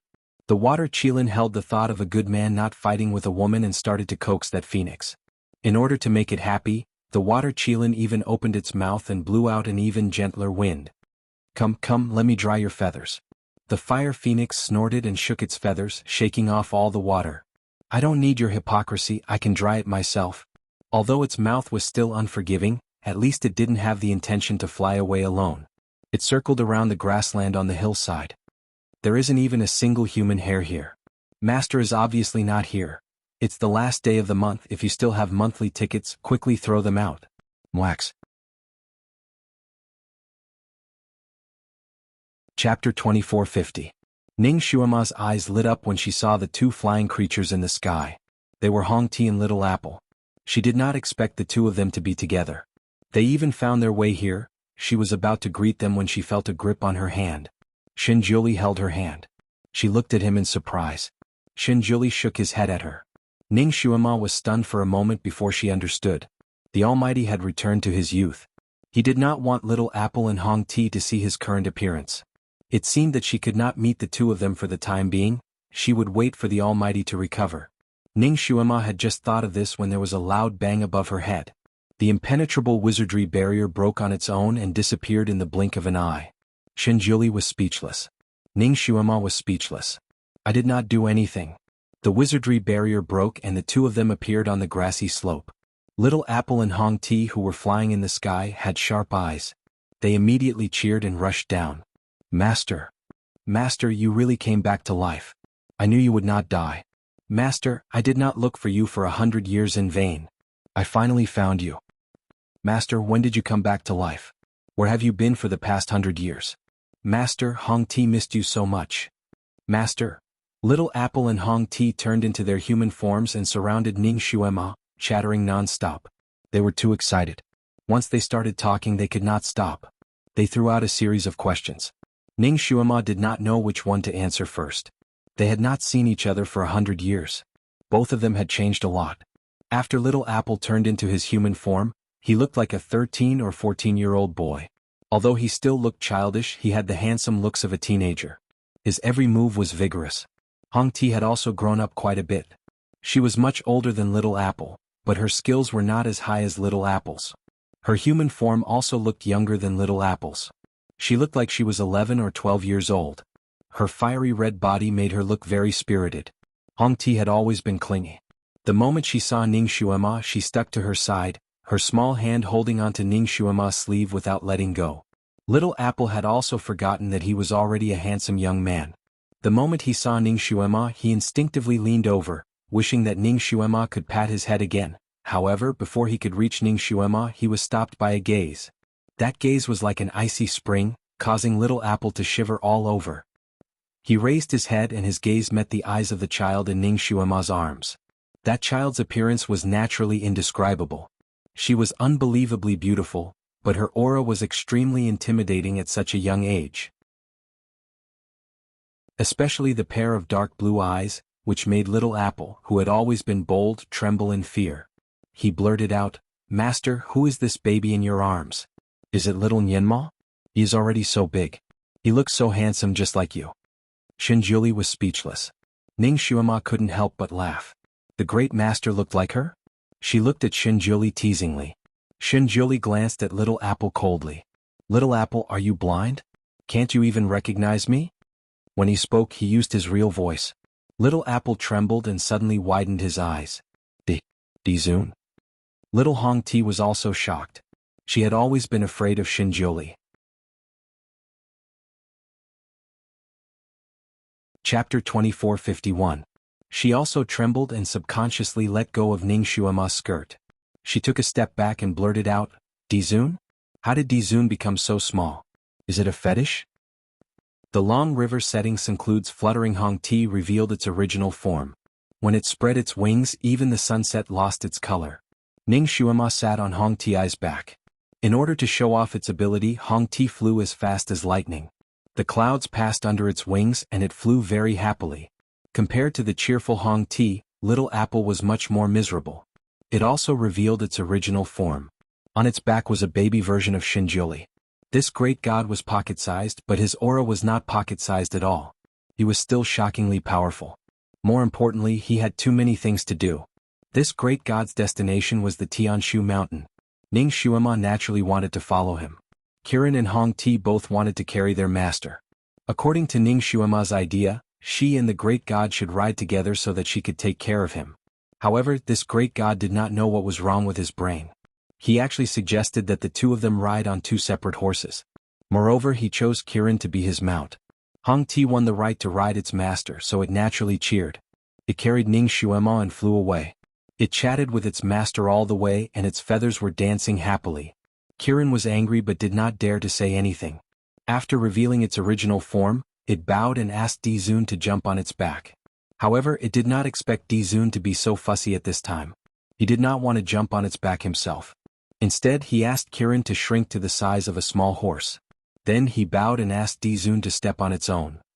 After Dizun sat down, he asked Kirin to grow bigger and fly away. Kirin was an impatient person. When it saw Hong Ti carrying Ning Xuema far away, its heart was already burning. As soon as Dizun sat down, it immediately returned to its original size. It flapped its wings and was about to fly away. Fly flat. You must be steady. The ancestor's finger tapped on its scales as he coldly instructed. Kirin's body stiffened. He no longer dared to fly recklessly and could only fly steadily. After flying, it realized that this venerable sovereign was extraordinarily troublesome. It couldn't fly fast nor could it fly slowly. It couldn't dive or soar into the sky. It had to fly steadily like an airplane. It still had to set up a barrier for the old man because he was afraid of the wind. If the wind got a little stronger, he would take off its Qilin plate. Kirin's speed was originally much faster than Hong Ti, but now it could no longer catch up to Hong Ti because the old man on its back was moving at a constant speed. Kirin was full of resentment. He did not understand what the Almighty was up to. It also sensed the Almighty on its back. He was meditating on its back with his eyes lowered like a Buddha. The little Qilin listened to little Hong Ti and Ning Xuema's chatter in front of him. Then, he looked at the silent great deity on top of him, who clearly didn't have any intention of talking. He didn't give up and had a belly full of questions he wanted to ask. Dizun, how did my master come back to life? There was no response from its back. Little Apple felt a little suffocated and changed the topic. Dizun, where's little Nianma? He should have been born, right? Why don't I see him? There was still no response from its back. The Almighty seemed to have fallen asleep on its back and did not respond at all. A ball of fire ignited in little Apple's heart. It shook its body in dissatisfaction. Dizun, please say something. Chapter 2452. Shinjioli, who was on its back, was caught off guard. He slipped on its back and almost fell off. Shinjioli's scales suddenly tightened. He grabbed one of its protruding scales and said, Little Apple, do you want me to peel off your skin? Why are you shaking? Little Apple was also shocked. It didn't expect that its shaking would have such a big effect.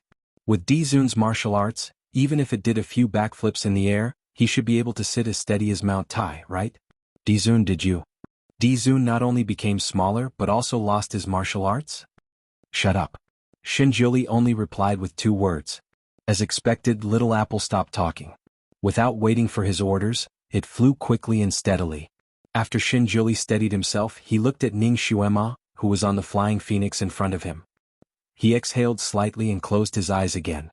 This time he had returned to his youth. It was really different from before.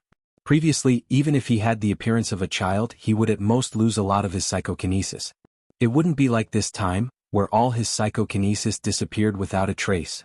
Right now, he was no different from an ordinary 4 or 5-year-old child. Without any psychokinesis, any ordinary person could beat him down. It seemed that the punishment of the heavenly Tao was really abnormal. Fortunately, this punishment only lasted for 3 days. After 3 days he would recover and then deal with the second pair. After he realized that he had lost all his psychokinesis, he didn't want Ning Xuema to find out. He also didn't want her to take care of him like a child, so he chose to share the ride with her. He had left a barrier on Tianshu Mountain. After arriving at Tianshu Mountain, he would bring Ning Xuema into the barrier to recuperate.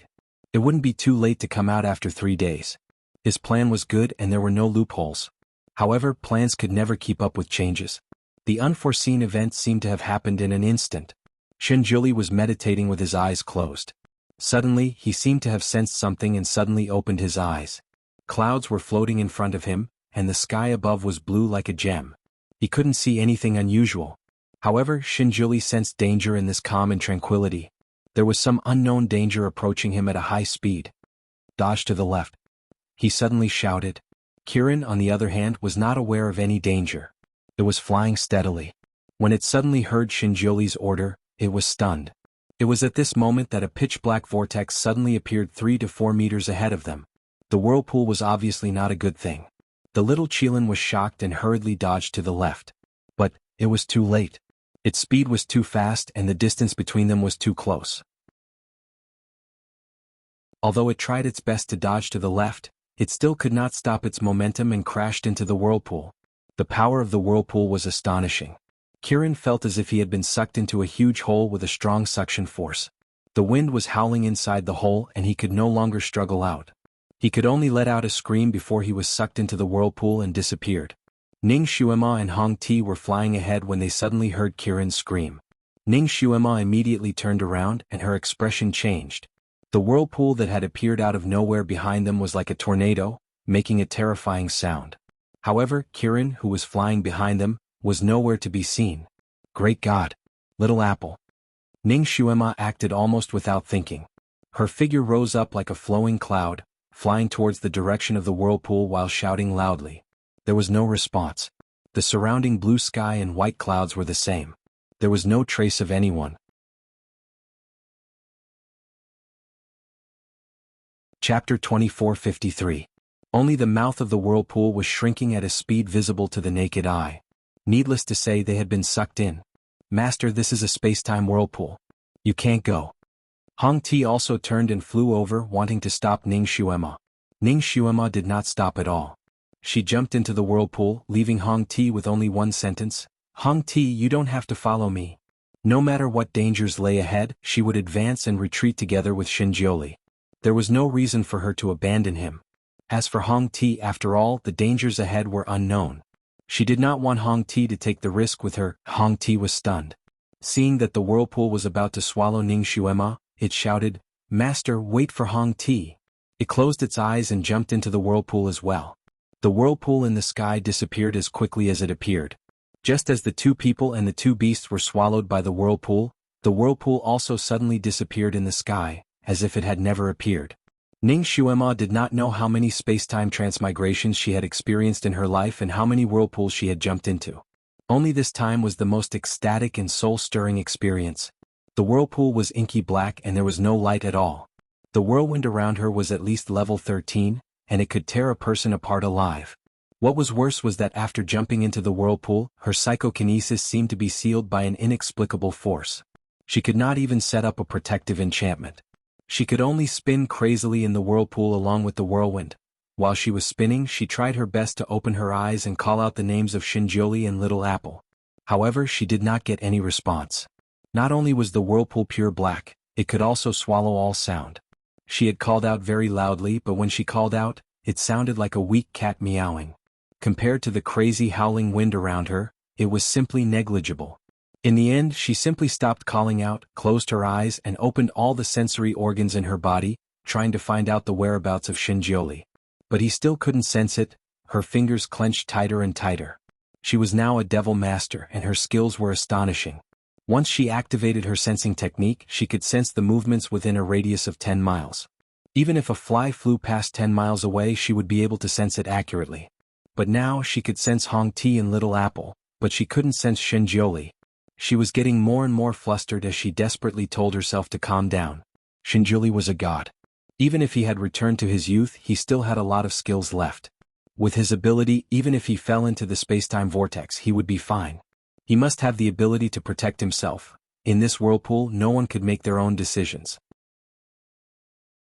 They could only rotate along with the whirlpool. Ning Xuema had the misconception that she was being dragged into the depths of hell by a hurricane. However, at this time she could only go with the flow. The only thing she could do was to adjust her body from time to time, desperately trying to get closer and closer to the little Qilin. Pooh! In the high-speed rotation, Ning Xuema seemed to have broken through a space-time door. Suddenly, her eyes lit up and a white light rushed toward her.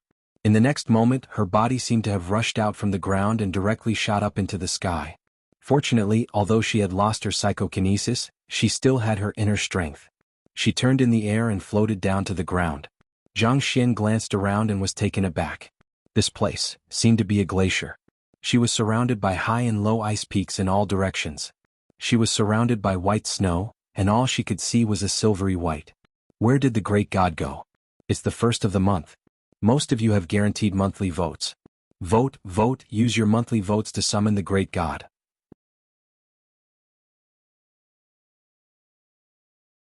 Chapter 2454. What was this place? What world was this? Ning Xuema didn't have time to think about these. Her eyes anxiously looked around, looking for Xinjiuli's figure.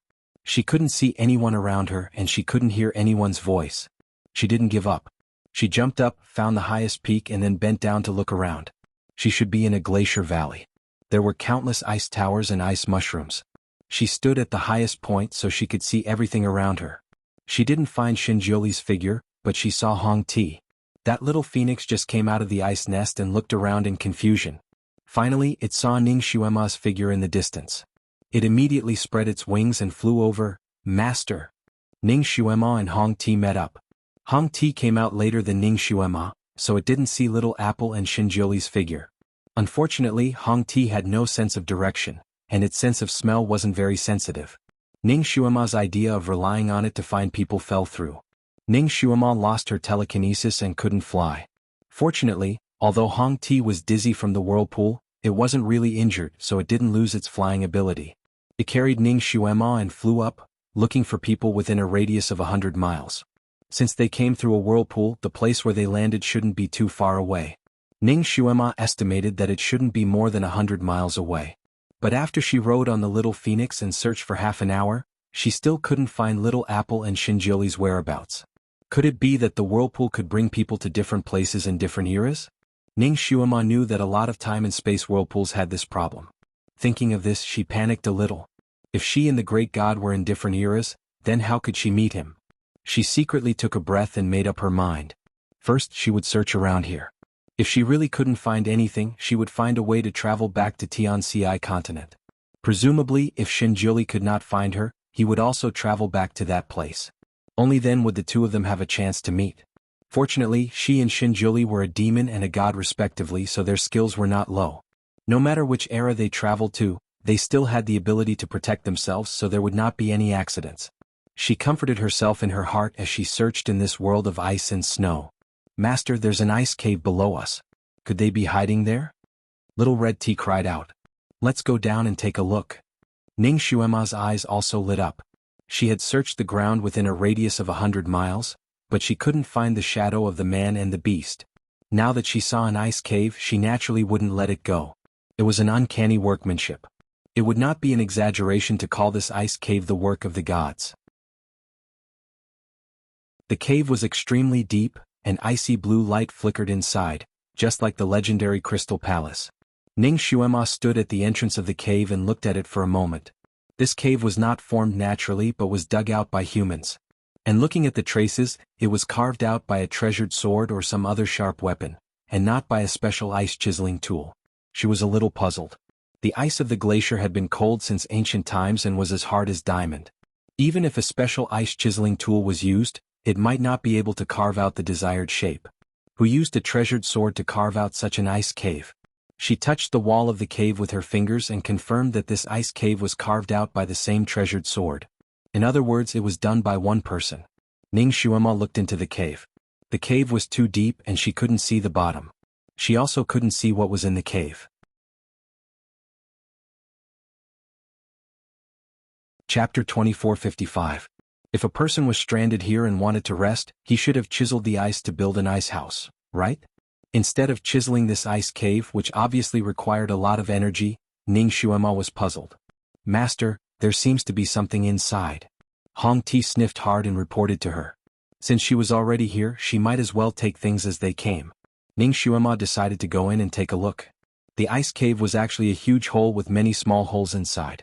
It had many twists and turns and there were forks in the road from time to time. What was even more surprising was that there was actually a mechanism inside. The mechanism was also very advanced, and it was often triggered by a slight movement. As long as there was a slight movement, there would be a series of hidden weapons shooting out. Fortunately, Ning Xuema was an expert in the art of mechanisms, and she could often detect the location of the mechanism with just one glance. She took Hong Ti and avoided it directly, which was a daunting experience. The more Ning Xuema walked in, the more surprised she became. It was definitely not the work of a single person to dig such an ice cave, and the layout of the cave looked like the structure of an Egyptian pyramid. It should have a strong anti-corrosive effect. What was hidden in this ice cave? Could it be a treasure cave of some robbers? She still could not sense the breath of Shinjuli and Kirin. She wanted to go back the way she came several times, but she was unwilling. What if he was here? She walked for a while and suddenly stopped. There was an ice room in front of her, and there was an ice bed in the ice room. There was an ice coffin on the ice bed, and there was a person in the ice coffin. Ning Xuema cursed in a low voice. Bad luck. It turned out that this ice cave was not a treasure cave, but a special tomb. She had accidentally broken into someone's tomb. Master, she is so beautiful. Right now, Ning Xuema was not the slightest bit interested in things like coffins and tombs. Originally, she wanted to turn around and leave, but Hong Ti had a curious temperament and had already flown above the ice coffin to check it out. After looking for a moment, she let out a cry of surprise and praise. Master, come and take a look. She seems to be alive. Alive? Ning Xuema's heart skipped a beat, and she looked into the ice coffin. Her eyesight was very good. Although the ice cave was a little dark, she could still see everything in the cave. She finally saw the appearance of the person in the ice coffin, and her heart trembled slightly. Inside the ice coffin was a young girl. She looked to be about 15 or 16 years old and was wearing a pink robe with peach blossoms. Her black hair covered her forehead and a half-moon-shaped pink jade hairpin was inserted into her sideburns. Her long eyelashes were curled up and covered half of her face. Her skin was like jade and her cheeks were white with a touch of pink. Her full red lips were pink and pouty. Her entire person was so delicate that it seemed like water could be squeezed out with a pinch. This young girl was extremely beautiful, and it was the kind of pure and tender beauty that made people want to take pity on her and protect her in the palm of their hand. Devastatingly beautiful, these 4 words were truly worthy of being used on her. Looking at her dress and appearance, this young girl was like the kind of girl that was cherished in the palm of one's hand. She did not know the ways of the world, but she was an innocent girl. She did not know why she had withered here and was placed in this ice coffin. Ning Xuema looked at the young girl in the coffin for a moment, and her heart suddenly skipped a beat. The young girl's lips were slightly raised, as if there was a trace of a cold smile, with a touch of mockery and a touch of relief. She was frozen there. She gave people a kind of resolute beauty, and it was quite soul-stirring. Master, she is still alive, right? Hong Ti wandered around the ice coffin. The ice coffin was very thick, and it could not touch the young girl in the coffin at all. It could only see that the young girl's face was alive, as if she would open the coffin lid and sit up in the next moment. Chapter 2456. No, she's dead. Ning Xuema said with certainty. Although she had lost her telekinesis, she was still a medical expert. She could see the girl's state at a glance. The girl was dead and her soul had been scattered. Ning Xuema had a strange perception of souls. Normally, after a person died, there would be a few remnant souls remaining in the body. However, there was not a single remnant soul in this girl's body. What was left in the ice coffin was only a beautiful body. Is she dead? What a pity. She's so beautiful. Hong Ti was talking endlessly. Ning Xuema pursed her lips and did not say anything. She pulled Hong Ti to prevent it from moving around. She did not want to accidentally activate any mechanism and open the ice coffin. She had opened the crystal coffin out of curiosity and released Shui Yilan. She had a lot of trouble for no reason. She had long been traumatized by this kind of thing, so she was not curious at all. Not to mention that there was only a beautiful girl in the ice coffin. Even if there was a peerless weapon inside, she would not be tempted. She quickly looked around the ice room to make sure there was no one else in the ice room. She then pulled Hong Ti and left. Let's go. Hong Ti was still reluctant to leave. Master, is this the legendary treasure coffin? I saw a beautiful dagger in the ice coffin. It was inlaid with a pigeon egg-sized ruby. Ning Xuema did not turn her head. For her, not to mention a pigeon egg-sized ruby, even an egg-sized diamond would not be able to move her heart. She just wanted to find Shinjuli and confirm his safety. Since Shinjuli was not here, she would go somewhere else to look for him. Although Hong Ti was reluctant, it could not disobey its master. So it followed her out. When they were about to reach the entrance of the cave, Ning Xuema suddenly sensed something. She pulled Hong Ti and flew into a narrow side cave to hide their bodies. Hong Ti was now in her human form. She knew when to advance and when to retreat. When she saw Ning Xuema's actions, she knew that someone was coming. She hid behind Ning Xuema and only revealed her eyes to look outside the cave. The sound of clothes fluttering in the wind came from outside the cave. A moment later the cave entrance darkened and a person walked in. Hong Ti's eyes lit up. Handsome guy. According to Little Apple, he was a handsome guy who was extremely beautiful. That person looked to be in his 20s. He was tall and straight and wore a loose purple robe. He had a handsome face and deep facial features. His thin lips were slightly pursed. His entire person was like a silhouette of flowing light, making the surrounding snow lose its color. That person had a pair of extremely black eyes that were deep and dark. His entire person gave off a feeling of elegance and indifference. However, the corners of his lips faintly carried a trace of the evil aura of a silk pants, bringing along a bewitching and seductive feeling. Ning Xuemo raised her eyebrows. She was very good at judging people. This person's temperament was extraordinary. There was a kind of elegance and nobility of a person who had been in a high position for a long time. He should be someone who held great power and was full of vigor. In this world his status was definitely not low. But why would such a person appear here alone at this moment? There was also a kind of cold and lonely feeling on his body. It was as if he was shrouded in a kind of invisible despair and indifference. This person's martial arts were obviously very high. Even though he was walking normally, his landing was silent. He took large strides into the cave, but there was not the slightest movement. His movements were as smooth as flowing water. Ning Xuemo was a martial arts expert. Seeing this, she could not help but applaud this person's martial arts. Chapter 2457. In terms of Kung Fu, this person's Kung Fu should have reached the peak. He should be a master of his generation. This person looked so young, but his Kung Fu was so high. Obviously he was a peerless genius. Coupled with his appearance, he should be doing well in this world, right? After Ning Xuemo came to this world, the psychokinesis in her body disappeared without a trace. This made her suspect that psychokinesis did not exist in this world. Now that she saw this person again, she was even more certain of this point. She could not help but think of Shinjuli. He was in the process of returning to his youth. Without the protection of psychokinesis, it would be difficult for him to survive in this world with the strength of a 4 or 5-year-old child. Where would he be? Was he in danger now? The more she thought about it, the more anxious she became. It was as if she was on fire. The ice valley Ning Xuemo landed in was very strange. She searched the area within 100 miles. There was only ice and snow. Not to mention people, she did not see anyone breathing. Now this person was the only living person she met. She thought for a while and gestured to Hong Ti, indicating that she should wait in place. She quietly followed him. The person seemed to have a lot of things on his mind. Or maybe he was used to there being no one here. He was not on guard at all, so he did not notice Ning Xuemo following behind him. He walked around in the ice cave. Looking at the direction he was heading, it was the ice room where the ice coffin was hidden. The person's footsteps were originally hurried, but when he was about 10 steps away from the ice room, he suddenly stopped and looked up at the ice room. He stood there motionless. Ning Xuemo secretly calculated the distance between them. Her heart skipped a beat. From his position he could see the ice coffin. The person stared at the ice coffin. His whole body seemed to be petrified, as if he had turned into a statue. Ning Xuemo was standing not far behind him, so she couldn't see his expression clearly. She could only faintly feel a touch of desolation and grief emanating from him. His back was tall and straight, yet it was deathly still. "Ayu, I'm here to see you again." After a while he finally spoke. The voice was hoarse and low, as if it was trying hard to suppress something. That was all he said. He didn't say anything else. He just stared and stared without moving. Ning Xuemo was almost worried that this person would become a fossil. She also took a look inside the cave and guessed what was going on. The girl in the ice coffin should be this man's lover, right? This hole was made by this man? Was it specially used to store the corpses of lovers? She couldn't tell that this man was such an infatuated man. However, his little lover seemed to have been poisoned to death. With this man's status, he wondered if he had avenged her.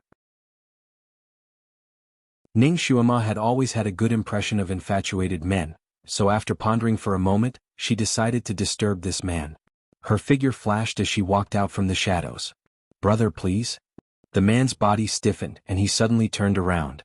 At the same time, countless tiny silver lights shot towards Ning Xuemo like a storm. Ning Xuemo, how could such an elegant and handsome man kill people without saying a word? With her kung fu, she naturally wouldn't be hit by those hidden weapons. Her figure flashed and her palm drew an arc in the air. A moment later, the silver light hidden weapons were all in her hands. They were a bunch of silver needles and there were about 40 to 50 of them. If she had dodged a little slower, she would have become a silver hedgehog by now. She weakly asked for a monthly vote and a recommendation vote. Moi.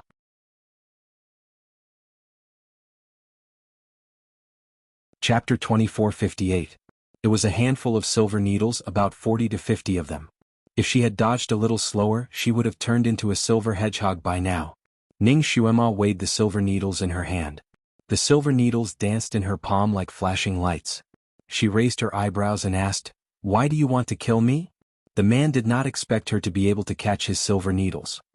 He raised his eyebrows and asked, "Who are you? How did you get in?" Ning Xuema paused the silver needles in her palm. Judging from the man's tone, could this be a forbidden area?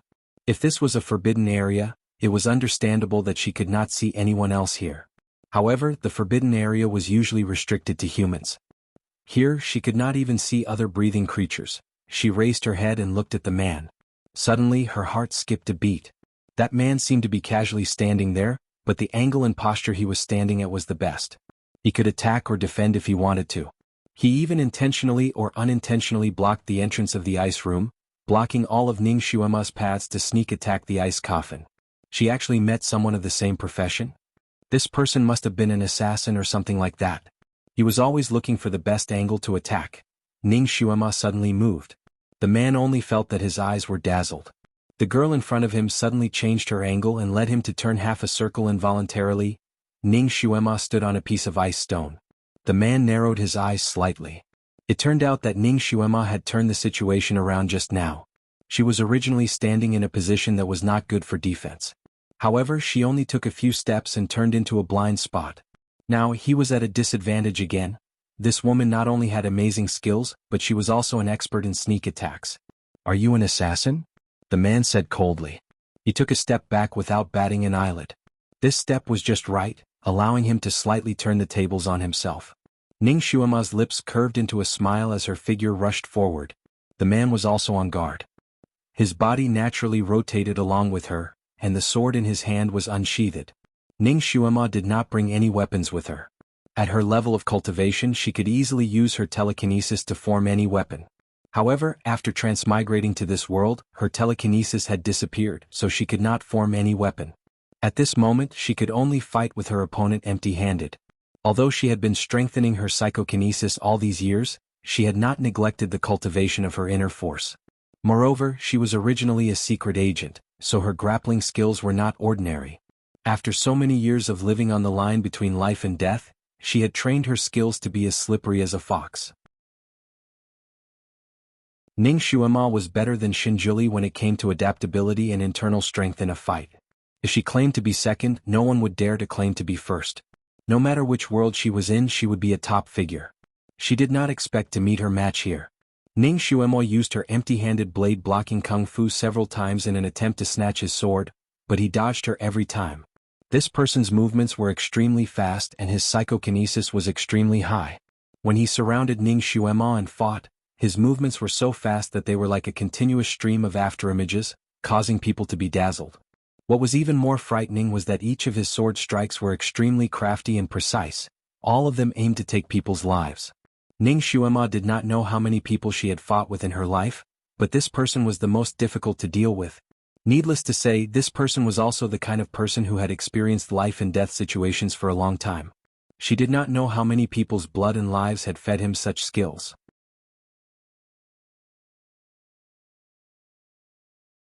Chapter 2459. It was not rare to see people with high skills, but only an assassin could have such a ruthless and exquisite move.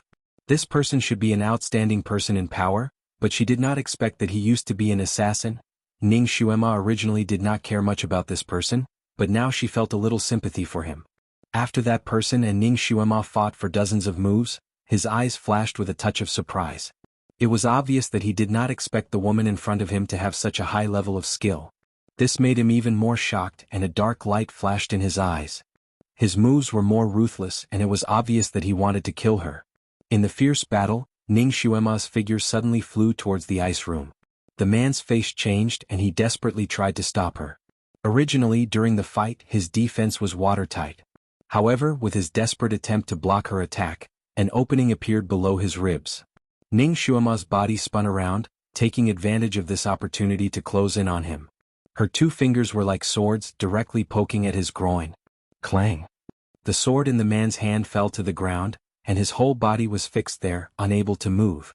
Ning Xuema clapped her hands and looked at him. Your skills are not bad. You used to be an assassin, right? The man pursed his lips and did not answer, but looked at her with a faint sharp gaze. Who are you? Who sent you? Ning Xuema sighed. I'm just a passerby, brother. You don't have to be so nervous like a hedgehog. Now I'll ask you a few questions and I hope you can answer me sincerely. The man's eyes flashed slightly and he obviously did not believe Ning Xuema's words, but he was under her control now, so he did not point it out. He only said two words, you can ask. What continent and what country is this? What year is it? The man's eyes showed surprise, as if he did not expect her to control him just to ask these two idiotic questions. He did not understand what Ning Xuema was trying to do, so he pondered for a moment, and answered truthfully, Cloud Underworld Continent, Jianghu Country, the second year of Kaiyuan. A completely unfamiliar dynasty. Ning Xuema sighed inwardly. An inexplicable space-time vortex had brought her here. It was really inexplicable. How was she going to go back? I wonder if there is a space-time tunnel in the sky here? She continued to ask a few more questions and found out that this glacier was called Forgotten River. It was located 100 li away from the capital of Jianghu Country and had a radius of 500 li. Almost everyone in Jianghu Country knew about these questions, so the man had nothing to hide. Ning Xuema also knew that the questions she asked were idiotic in the eyes of her countrymen. She glanced at the man, thinking that he would look at her as if she was an idiot. However, she didn't expect that his eyes would remain as calm as water, making it impossible for others to guess what he was thinking. This person was truly a scheming person. Ning Xuema glanced at the man's face. Who are you? Jianghu Country's prince? This person had a kind of kingly aura, so his status should not be low. The man slightly choked and replied indifferently, I am just a poor person. He did not directly answer Ning Xuema's question. Ning Xuema was actually too lazy to know the other person's identity. She had just asked him randomly. She also asked about the specific topography and characteristics of Forgotten River, so that it would be more convenient to find Xinjioli. The man answered all of her questions. Ning Xuema nodded in satisfaction. Before she left, she glanced at the ice room and her gaze turned to the ice coffin.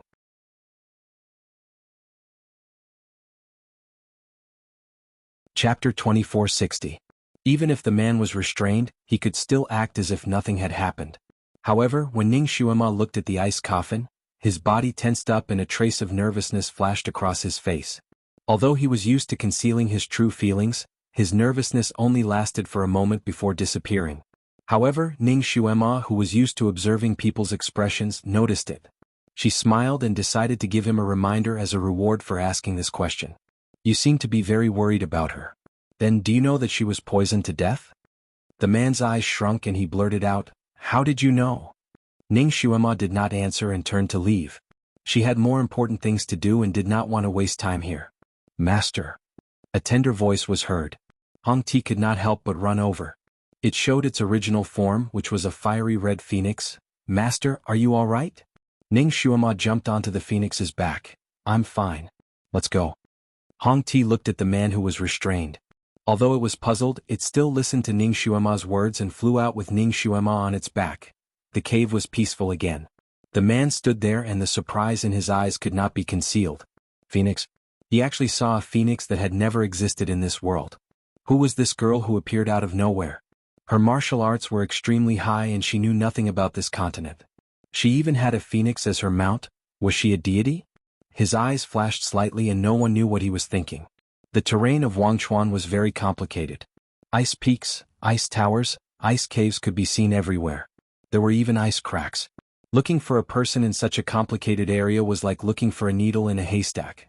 In the process of searching, Ning Xuema finally met other people from this world. It was a group of guards in bright armor. These people were originally patrolling. When they suddenly saw a phoenix flying over their heads, it immediately caused a commotion.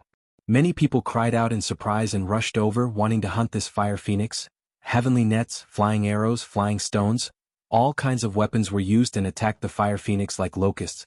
The psychokinesis on Hong Ti's body also disappeared without a trace. It couldn't even spit out fire. The hidden weapons that were flying towards it were not small in strength. It flapped its claws and wings and was having a hard time dealing with them. Ning Xuema's figure rose. Her movements were as fast as lightning.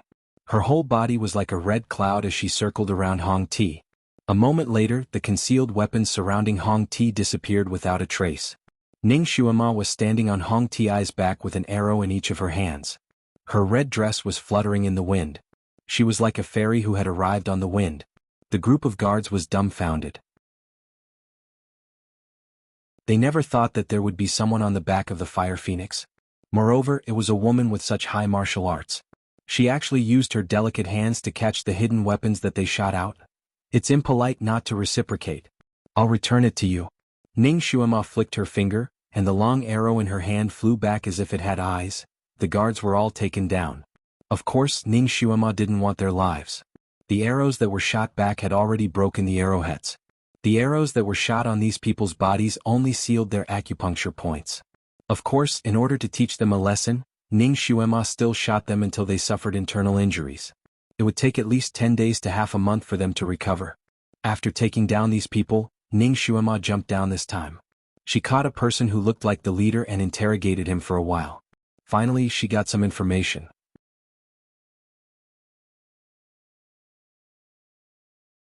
Chapter 2461. She cursed in her heart. That purple-robed man still lied to her. He didn't lie to her, but he didn't get to the point. This glacier was indeed called Wangchuan, and it was indeed 100 miles away from the capital, but it wasn't ownerless.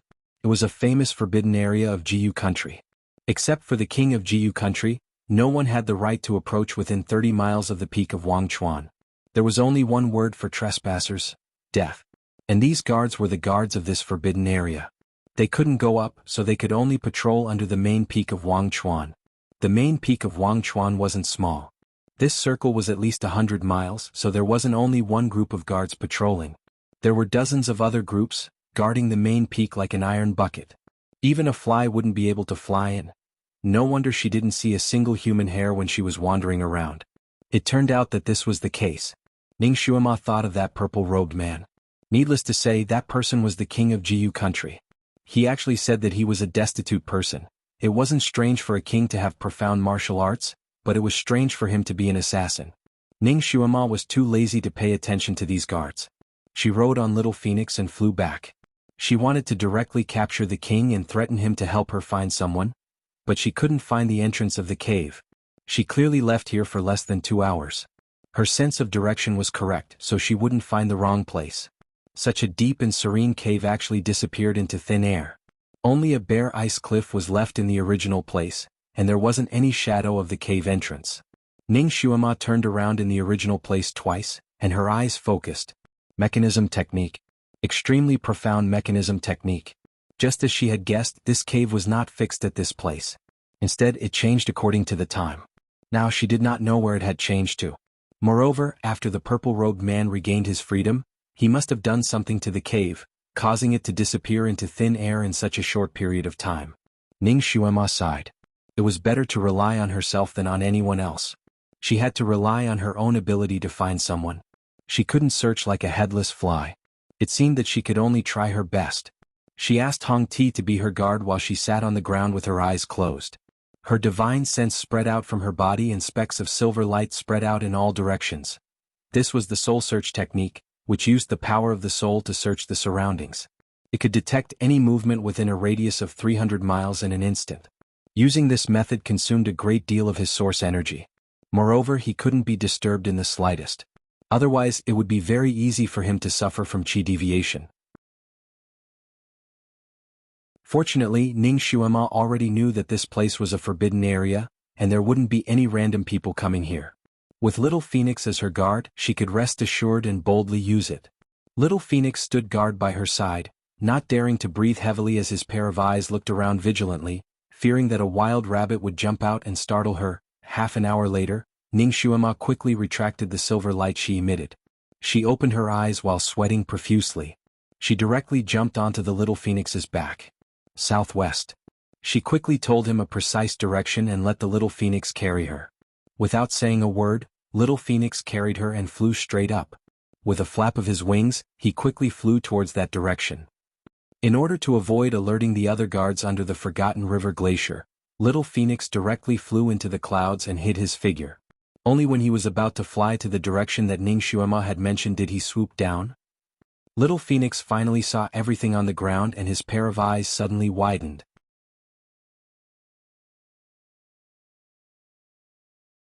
Chapter 2462. On the ground, Little Apple's body was trapped in a huge silver net. There were hundreds of guards surrounding the huge net.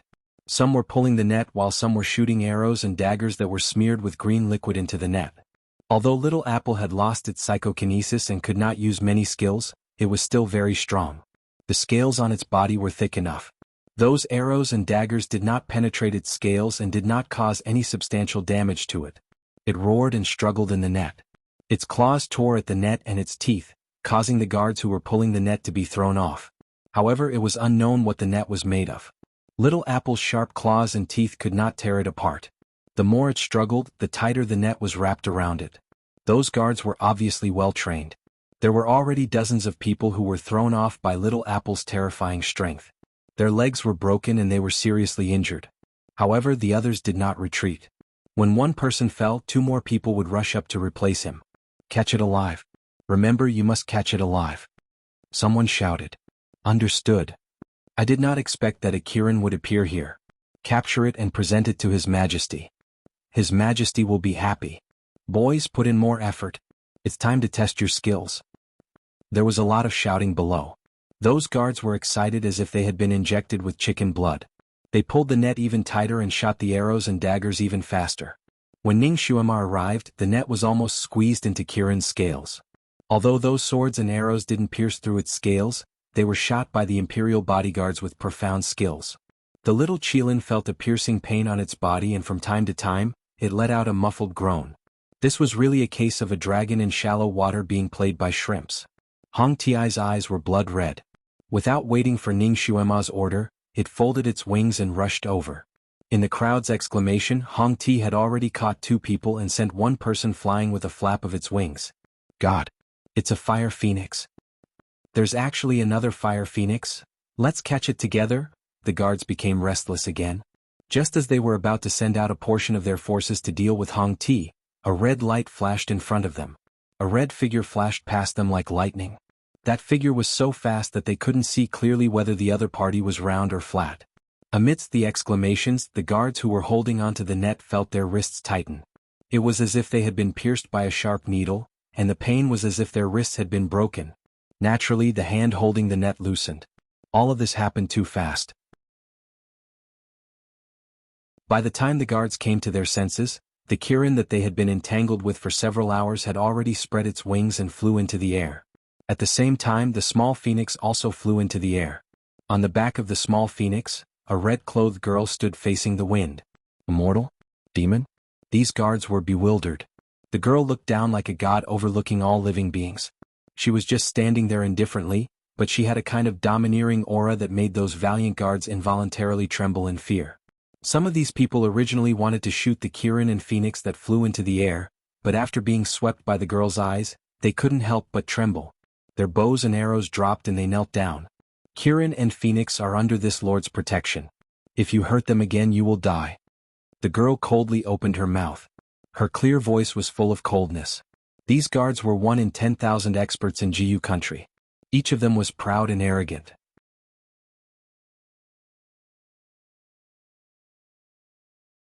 Chapter 2463. These guards were the best of the best in Jianghu country. Each of them was proud and arrogant.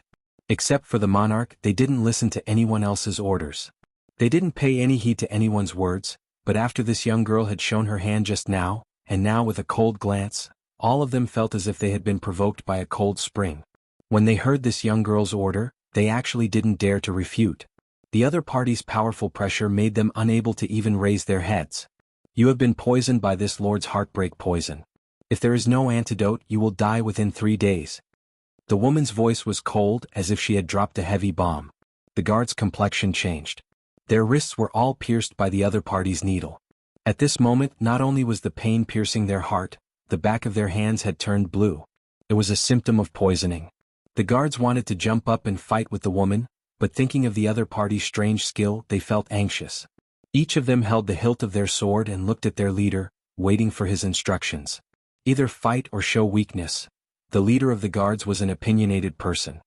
He suppressed his panic and bowed to talk. We didn't know that this Kirin had an owner. We have offended you. We apologize to your excellency here. I hope that your excellency can give us the antidote for the sake of our monarch's face. The woman interrupted him. This lord doesn't know your monarch, why should I give him face? This sentence made the leader of the guards choke. He paused for a moment and said, Then what do you want us to do to give you the antidote? The woman glanced at him. Help me find a person. On the ice peak, the wind whistled. The snowflakes were as big as a mat, blowing so hard that people could hardly open their eyes. Ning Xuema stood on a stone in the snow. Her heart almost sank to the bottom of the ice. Kirin had just entered the whirlpool and was separated from Shinjioli. Kirin also drilled out from the ground. It didn't see Shinjioli's figure at all. When it drilled out, it was attacked by those people. Those guards caught it as a rare thing. If Ning Xuema and Little Phoenix didn't arrive in time, it was afraid that it would become more and more exhausted and finally be caught by these people. When Kirin was in the whirlpool, he did not see any trace of Shinjioli. Where would he land? Was there any danger? Ning Xuema's face was pale, and her fingers were clenched tightly. Hong Ti comforted her. Master, the ancestors' martial arts are so profound. No matter where he goes, he won't be at a disadvantage. You can rest assured. What's more, didn't you ask the guards to help you search? Maybe we'll hear from him soon. Little Apple wanted to say something but stopped. Ning Xuema glanced at it. If you have something to say, say it. Stuttering isn't manly. Little Apple choked and finally mustered up her courage. Master Dizun, his martial arts might not be that profound. Ning Xuema's heart skipped a beat. What do you mean? Little Apple told her everything that had happened to Shinjioli along the way. Ning Xuema felt her legs go weak. It turned out that not only had Shinjioli returned to his youth, he had also lost all of his martial arts. Why didn't he say it?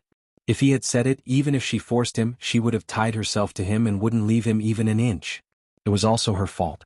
She had been used to thinking that he was the strongest. She didn't expect that he would be so weak after returning to his youth. She had always been observant, but she didn't expect that she would make such a big mistake this time. Regret was like the sea, almost drowning her whole body. Wouldn't he be torn apart by the whirlpool if he didn't have the slightest bit of power?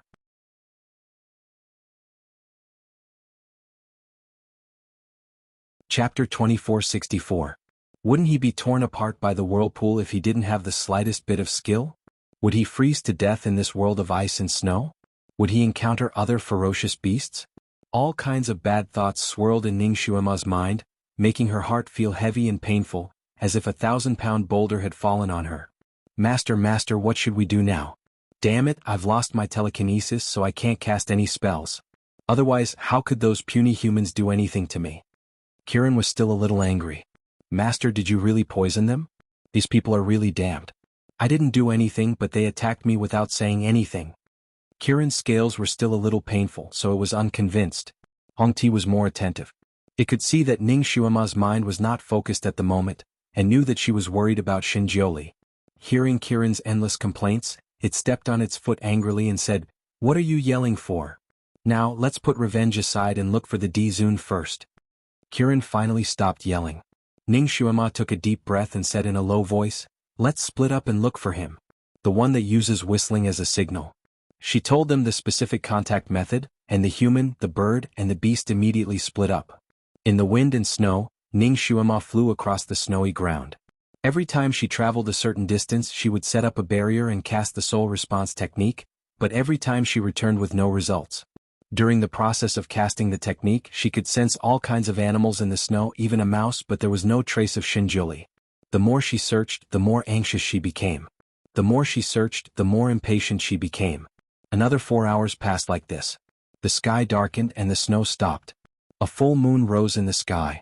Ning Xuema inadvertently looked up at the moon and was slightly stunned. The moon was actually a purple moon. The rich and beautiful purple color was very eye-catching in the dark blue sky, and it was also very beautiful. The snowy ground, the purple moon, the ice peak.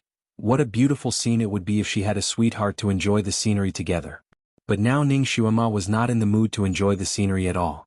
It was late at night and the surroundings were even colder. The temperature was at least 30 to 40 degrees below zero. She was wearing a treasured robe that was warm in winter and cool in summer, and her body was protected by internal force, but she could still feel the cold, and her hands and feet were a little uncomfortable. Xinjiuli did not practice his inner force, and now that he had lost his psychokinesis, he was only wearing a small robe. Would he freeze to death if he fell into the snow? She almost didn't dare to think about it. She had no other choice but to use the soul response technique more and more frequently. This kind of technique consumed a lot of physical strength. Even though Ning Xuema's cultivation was profound, she still felt dizzy and her vision blurred. In the process of searching, Hong Ti reunited with her. Seeing her pale face, Hong Ti was very worried. "Master, maybe the Dizun did not fall into this world. You don't have to work too hard." Ning Xuema shook her head slightly. Xinjiuli and she had a wonderful telepathy between them. Her sixth sense told her that Xinjiuli also crossed into this world, but no matter how she tried to sense, she could not find his whereabouts. She was desperately searching in one direction after another, and suddenly she heard Kirin's unique whistle from the extreme south. Ning Xuema's eyes lit up. Kirin found him? She immediately jumped on Hong Ti's back and hurriedly flew in that direction. Hong Ti's flying speed was very fast, and it flew to Kirin's place in less than an hour.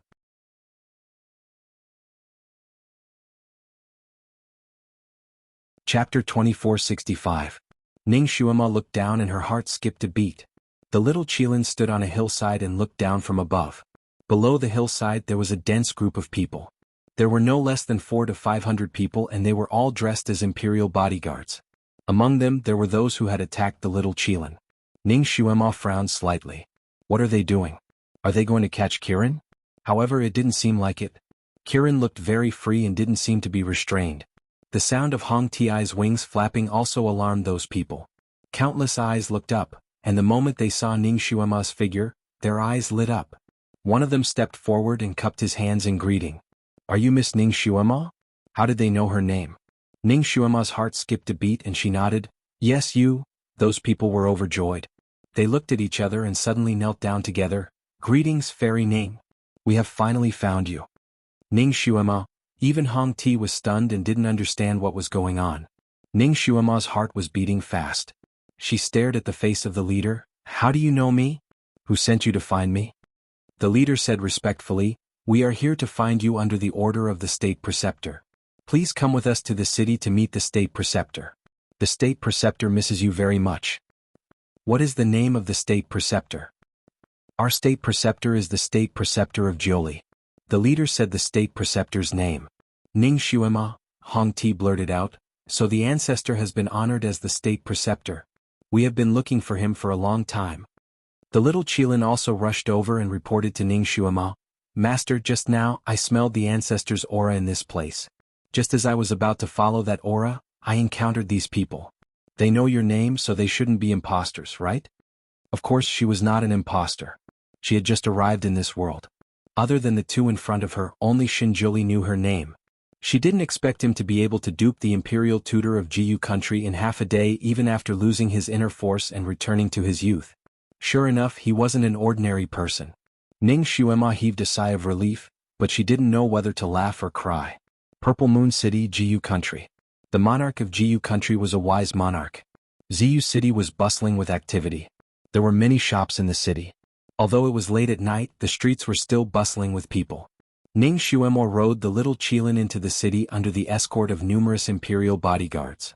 Naturally, it caused a sensation. The common people splashed clean water on the streets and covered the ground with red carpets. They knelt on both sides of the street to welcome her arrival.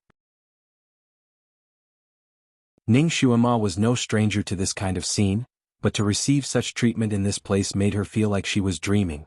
Half a day. In just half a day, Xinjiuli, who had lost his inner force and looked like a child, had subdued the common people in this city. How did he do it? In front of her, a group of people were escorting a sedan chair. This group of people were all delicate and pretty youths around the age of 12 or 13. They were all dressed in the same uniform and looked smart and capable with a kind of otherworldly feeling. The sedan chair in the middle looked very familiar. Ning Xuema looked at the sedan chair and her heart was in turmoil. The sedan chair that the ancestor used when he was touring the Tianxi continent. At this time, seeing this sedan chair again, Ning Xuema's eyes couldn't help but heat up. "Fairy, the Imperial Tutor has personally come to welcome you," the guards at the side reported to Ning Xuema.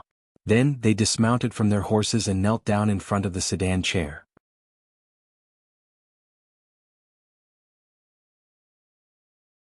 Chapter 2466. There were many people on the street, but it was also very quiet. It was almost the same as Xinjiuli's parade on the Tianxi continent. If it was said that Ning Xuema had some suspicions about this state teacher, before, now that she saw the palanquin, that bit of suspicion vanished like smoke into thin air. It's him. No matter how he did it, the person in this sedan chair should be the Almighty without a doubt. Could it be that the Almighty had accidentally returned to his original body in the spacetime whirlpool and recovered all his skills? She was full of doubts, but only the person in the sedan chair could answer her doubts.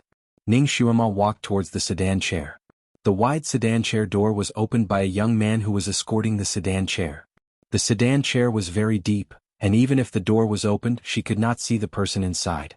But Ning Xuema could feel that there was a gaze on her, and she was very familiar with this gaze. It was really the Almighty. Ning Xuema no longer had any doubts. She directly boarded the sedan chair and stepped into it. As soon as she entered, her wrist was held by a small hand. That small hand pulled her, and Ning Xuema sat on a soft brocade stool in the sedan chair. The sedan chair door closed and a luminous pearl slowly lit up in the sedan chair. The Almighty sat on the brocade stool, and one of his small hands had already touched her pulse. A pair of deep blue eyes quickly checked her body, and his voice was as cold as usual. "Is there anything wrong with you?" Those few words expressed his concern, and Ning Xuema's heart warmed. Seeing him again, her heart was finally at ease. She shook her head. I'm fine. Xinjiuli did not let go of her hand. "You've exhausted a lot of your strength. How many times did you use the soul responding technique?" The Almighty's eyes were indeed like torches. Ning Xuema raised her hand and pulled him into her embrace. She rested her chin on his shoulder. "It's not that many times. Almighty, why didn't you tell me that you've lost all your skills?" As she spoke, she checked his pulse. It was probably the first time Xinjiuli was hugged by her like this, and his body stiffened. He wanted to struggle, but Ning Xuema hugged him tightly. "Almighty, let me hug you for a while." She had been worried for too long, and until now she was still a little anxious. Only by hugging him could she feel his reality, and only then could she feel at ease. "Xinjiuli," he stopped struggling and took out a pill and put it near her lips. "Come, be good, eat this." Ning Xuema knew that he gave her a pill, and she swallowed it and accidentally sucked one of his fingers. Just as she was about to use the tip of her tongue to push his finger away, his finger pressed down on the tip of her tongue. Then he moved closer to her and said with a faint smile, "You want it?" Ning Xuema, "Almighty, you look like a child. Is it really appropriate for you to say such teasing words?" She bit his finger and then kissed his cheek. "Almighty, pay attention to your image." She kissed him like she was kissing a child. Xinjiuli tilted his head, and Ning Xuema's lips on his cheek moved to his lips. Thus Ning Xuema and the child Almighty kissed once. After a while the two of them separated slightly. Xinjiuli looked at her slightly blushing face and smiled. "Is the kiss more interesting this time? Almighty, you can be even more shameless." It turned out that after the Almighty became a child, once he let go, it was quite dangerous. The sedan moved very steadily, and Ning Xuema leaned against the window to look at the street for a while.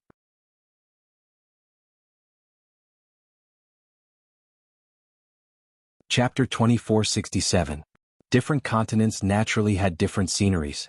Looking at the bustling and clean streets and the people's clothes, one would know that this city and even this country were well governed. Ning Xuema learned from the conversation with Xinjiuli that this continent was the only one that Xinjiuli had ever been to where psyche power could not be used. Xinjiuli had been to this continent twice 500 years ago. Although he did not stay for long, he had subdued the people of this continent. There were still legends about him in this continent. This time he was brought here by the whirlpool. Although he was a boy and had no power, he carried a lot of things with him, including a patrol sedan chair and other items that could prove his identity. When he came here through time travel, he happened to meet a group of patrolling guards. Those guards naturally did not know him, but when they saw him jump out of the snow, they were shocked and scared. They even wanted to kill him. However, the Almighty was indeed the Almighty. He was the first to state his identity. Of course, he did not say that he was once the Overlord, but said that he was the Overlord's boy. Even if he was the Overlord's boy, he was still very honorable. Naturally, these people did not believe Shinjili's words.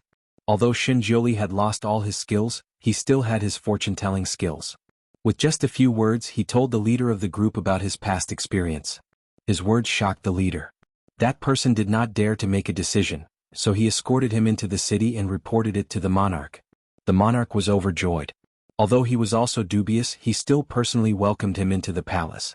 After a conversation, the monarch finally believed Shinjili's identity as the Overlord's boy. The Overlord's boy was also something that could only be encountered by chance. The monarch immediately asked Shinjili to be the nation preceptor of Jiue country. Shinjili wanted to use this identity to find the whereabouts of Ning Xuema and others, so he naturally agreed. The Overlord's real name was probably only known by Ning Xuema. Others did not know, not to mention the people in this world. Therefore, Shinjili asked them to call him the national preceptor of Jiuli so that once they found Ning Xuema, she could trust him and enter the city with him. The great god's explanation was extremely concise, but Ning Xuema knew that when the great god had transmigrated to this world, he must have experienced some dangers before gaining their trust. He must have relied on his own experience and skills to obtain everything he had now. Fortunately, both of them were fine and had reunited. As long as the two of them were together, nothing else mattered. Great God, you came here 500 years ago. Could you use your telekinesis at that time? Ever since Little Apple Hong Ti and I came to this world, our psychokinesis has completely disappeared. Only with psychokinesis could they enter outer space to search for the gate of time and space, and only then could they return to the Tianci continent. Shinjili shook his head. Back then, I was also accidentally swept here by the whirlpool and lost all my psychokinesis. It's probably the same this time. How did you leave back then? It was still the whirlpool that took me away. Shinjili answered. Can you summon the whirlpool? Ning Xuema was full of hope. Shinjili shook his head. The whirlpool appeared very suddenly. It came and went very suddenly. Ning Xuema was speechless. It turned out that the whirlpool of time and space required great luck. Then, when would they be able to return to the second mission? If the whirlpool never appeared again, would she and the great god be stuck here and never be able to go back? Although she was with the Almighty and could settle down anywhere, little Nianma was different.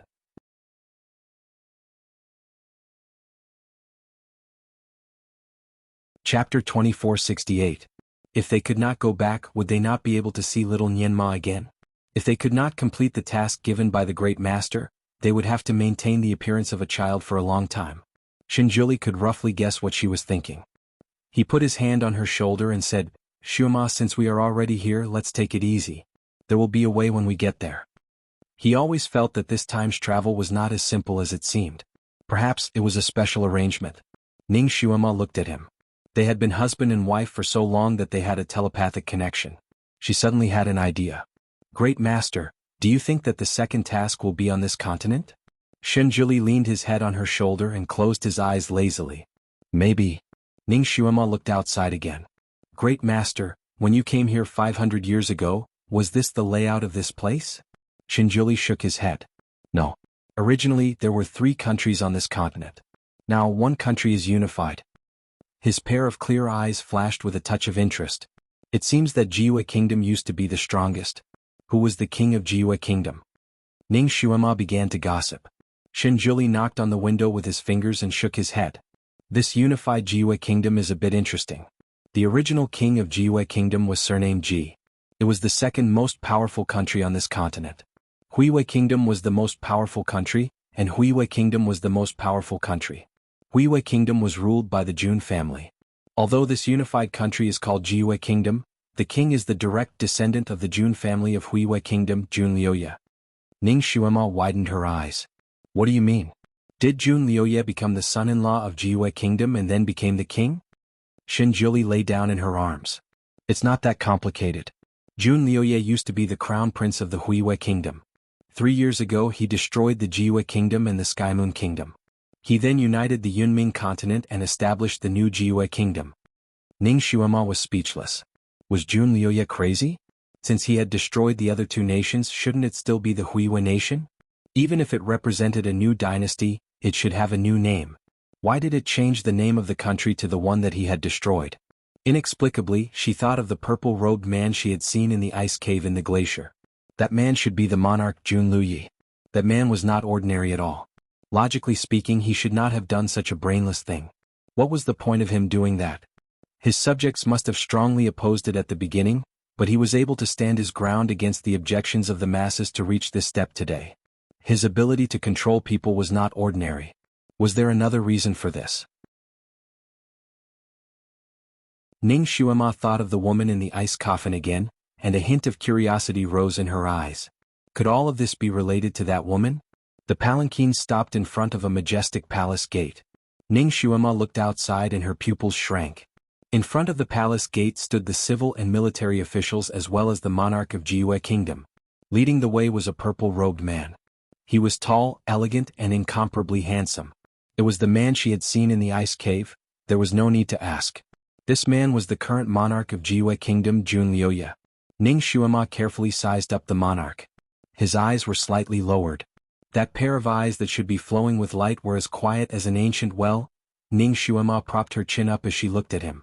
It was as if she was looking at a beautiful red spider lily that had bloomed into plum blossoms. This was a rather contradictory person. The palace lanterns swayed and the banquet was luxurious.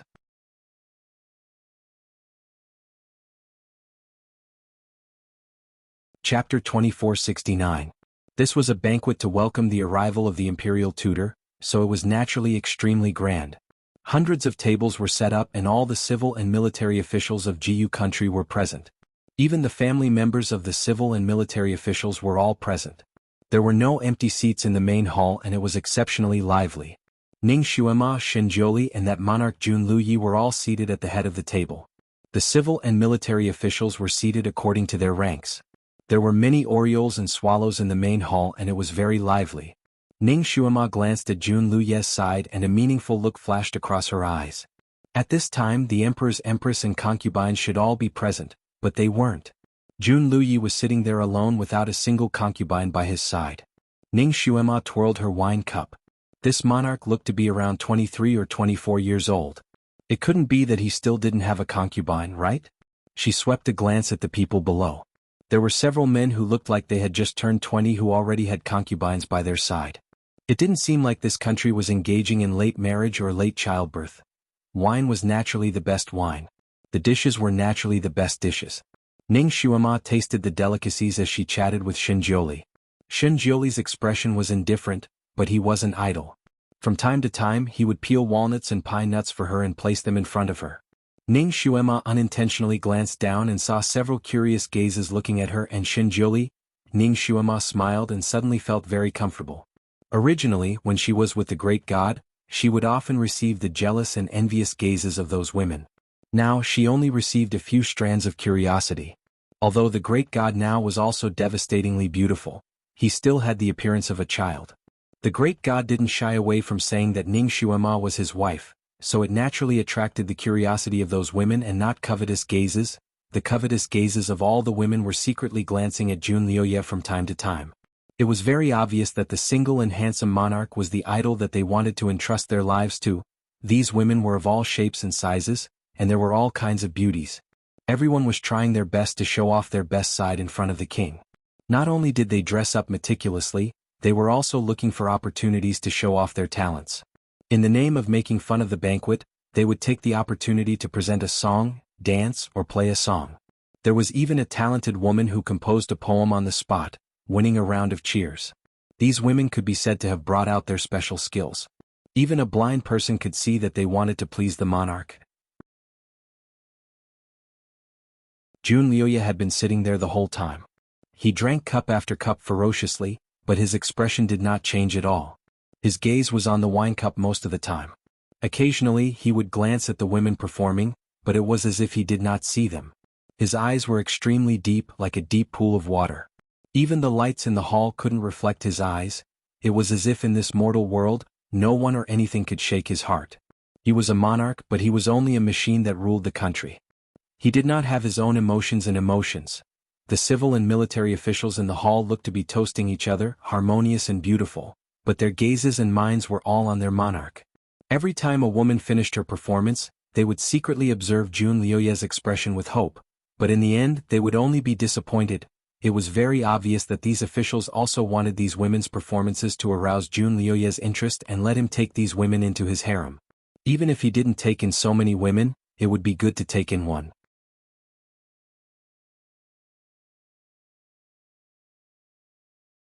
Chapter 2470. As the women returned one by one, the officials' expressions became more and more serious. When the last woman in the hall finished her performance and failed to attract Jun Liuye's interest, one of the officials stood up and bowed, saying that he had a new dancer and had arranged a new song and dance specifically to welcome the arrival of the imperial tutor. These performers all used this as an excuse, so Jun Liuye naturally could not refuse.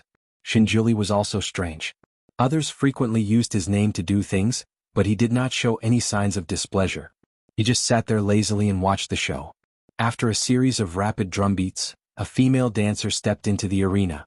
Ning Xuema's expression suddenly changed. The dancer was not wearing a normal dancer's costume, but a light pink muslin dress. Her eyebrows were like distant mountains and her eyes were like autumn waves. Her appearance was extremely beautiful. But this was not the most important thing.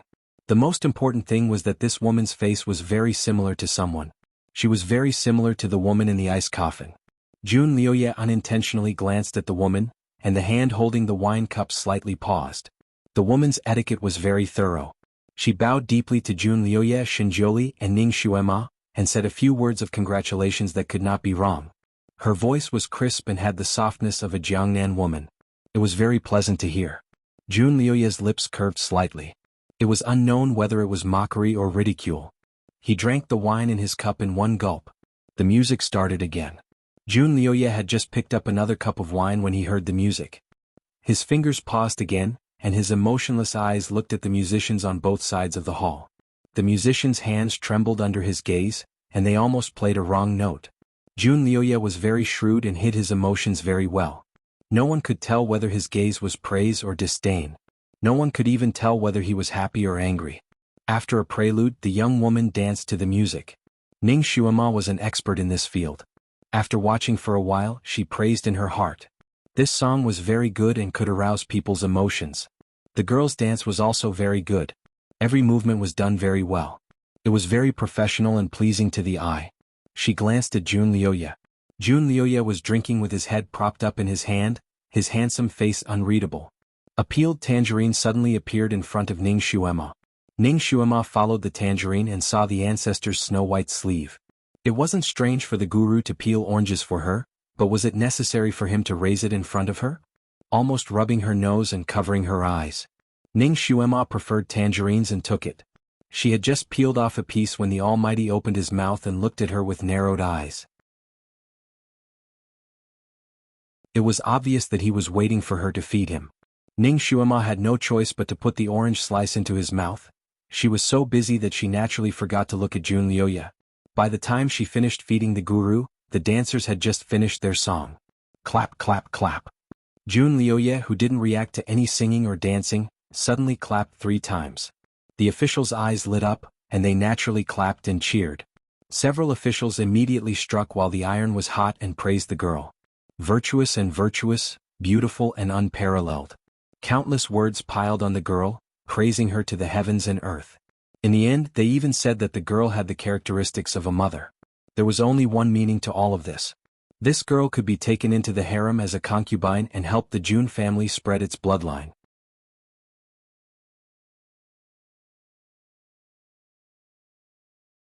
Chapter 2471. The woman knelt on the ground, naturally happy. Her eyes were bright and her face was bright red. From time to time she would look at Jun Liuye affectionately. It was as if she was waiting for him to open his mouth and let her become a phoenix. Ning Xuema rubbed her chin, her eyes revealing her interest. These officials seemed to be itching for this emperor to quickly take in a harem. They were so hungry that they couldn't be choosy. They even praised a dancer as a flower. It was as if this emperor only needed to open his mouth and take a woman as his wife and concubine, and they would be satisfied. They wouldn't ask about the woman's status. Jun Liuye finally opened his mouth, but his voice was neither salty nor light. The music is not bad and the dance is not bad either. He suddenly clapped his hands. Guards. 6 guards immediately stepped forward and bowed, waiting for orders. Take this woman and the musician who played this song away and behead them. As soon as the order was spoken, almost everyone was dumbstruck. The woman and the musician's expressions changed greatly. The woman blurted out, "Why? Your Majesty, why is this so? Jun Liuye's expression was indifferent. He only said one sentence. Are you worthy of this dance? Are they worthy of playing this song? The woman and the musician were taken away by the guards without any explanation. Jun Liuye's gaze then fell on the official who presented the dancer. He twirled the wine cup between his fingers. You've been demoted by 3 ranks and forfeited your salary for 3 years. Do you accept this? How could the official dare to say no? His face was ashen as he knelt down to express his gratitude. He was demoted by 3 ranks and no longer had the right to stay in the hall. With this, the other officials didn't dare to say anything and lowered their heads. After dealing with all this, Jun Liuye seemed to be a little dispirited. He rubbed his forehead and looked at Shinjuli, who was sitting there calmly. Imperial tutor, we can no longer hold our liquor. Can we leave first to sober up? Shinjuli casually raised his wine cup. It's getting late. This seat is also a little tired. We'll take our leave now. At this point, the banquet naturally ended. Ning Xuema and Shinjuli sat in a sedan chair and headed to the residence of the Imperial Preceptor.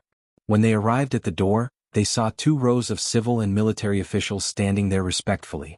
When they saw the sedan chair, these people immediately knelt down. Before they even opened their mouths, they were already talking with tears and snot. Imperial Preceptor, we have something important to ask of you. Shinjuli did not get down from the sedan. He only lightly said, let's talk inside. In the main hall of the Imperial Advisor's residence. Lord State Preceptor, His Majesty's governance of the country is extremely wise and brilliant. He is a rare good emperor. The only bad thing is that he has been the emperor for 3 years, but he is not willing to have a harem. That's right, Lord State Preceptor. His Majesty doesn't even have an empress until now. If His Majesty doesn't have a harem, he won't have an heir. If he doesn't have an heir, he won't have an heir. If this goes on for a long time, what can he do? Our country is about to fall. That's right. If this continues, the foundation of the country will be shaken. These officials knelt there and spoke passionately. They all talked about the disadvantages of the emperor not having a harem. Shinjuli sat there lazily and squinted his eyes. He did not say a word. It was not sure if he heard these people's words. Ning Xuema's fingers tapped the table rhythmically. After listening to them, she asked, if so, why don't you try your best to persuade His Majesty? These officials were angry and helpless. Fairy, you don't know. In the past 3 years, many officials have tried to persuade His Majesty because of this matter. However, His Majesty does not allow them to talk about it. Once they talk about it, they will be punished. There have been dozens of officials who have been banished from the court because of this matter. There are also a few officials who are thinking about the country and the country. They even carried their coffins and tried to persuade His Majesty. However, His Majesty still does what he wants. We have no other choice, so we came to beg you.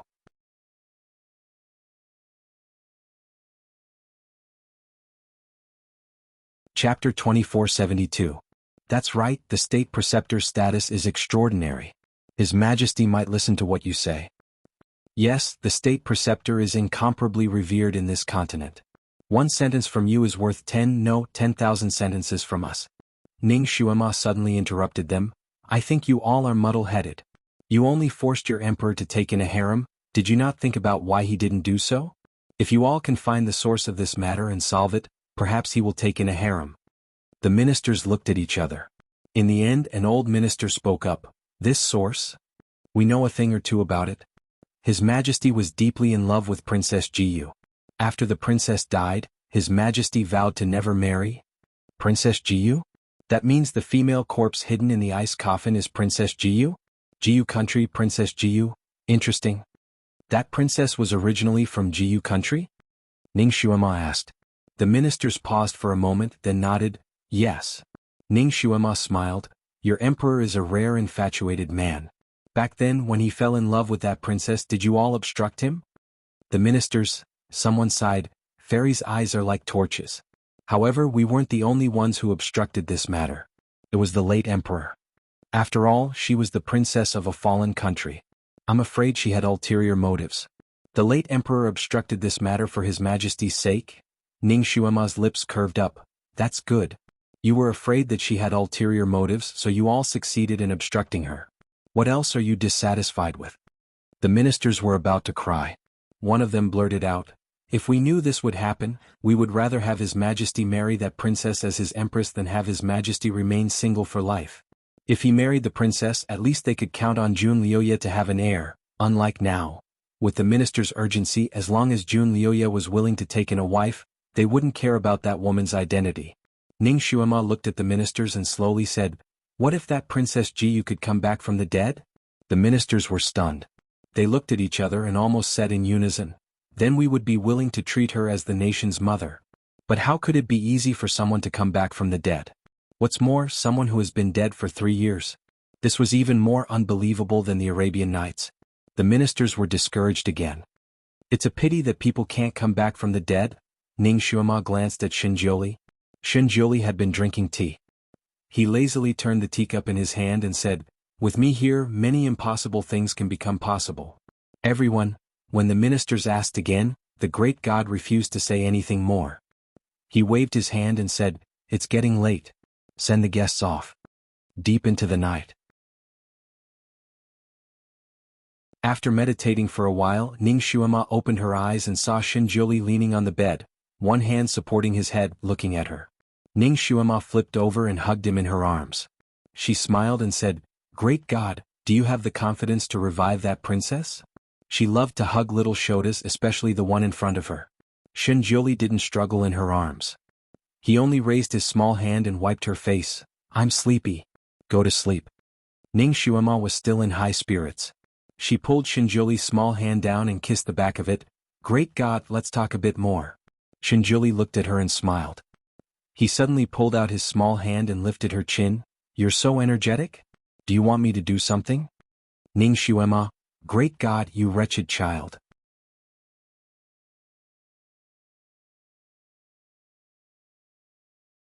Chapter 2473. She yawned and turned around. "All right, let's sleep. Let's not talk anymore." Shinjioli smiled and closed his eyes. Ever since he returned to his youth, this girl had looked at him as if he was a furry pet, which made him unhappy. This was the only way to restrain her. He had already returned to his youth for 2 days. At most, he would return to normal in 1 more day. He was lying there thinking when a servant carefully reported, "Imperial tutor, His Majesty requests an audience." Shinjioli glanced at the night sky outside the window. This emperor had come faster than he had expected. He lazily said, "It's too late, I won't see him." The servant outside was speechless. In the cloud underworld continent, His Majesty Jun Luyi was like a god of war.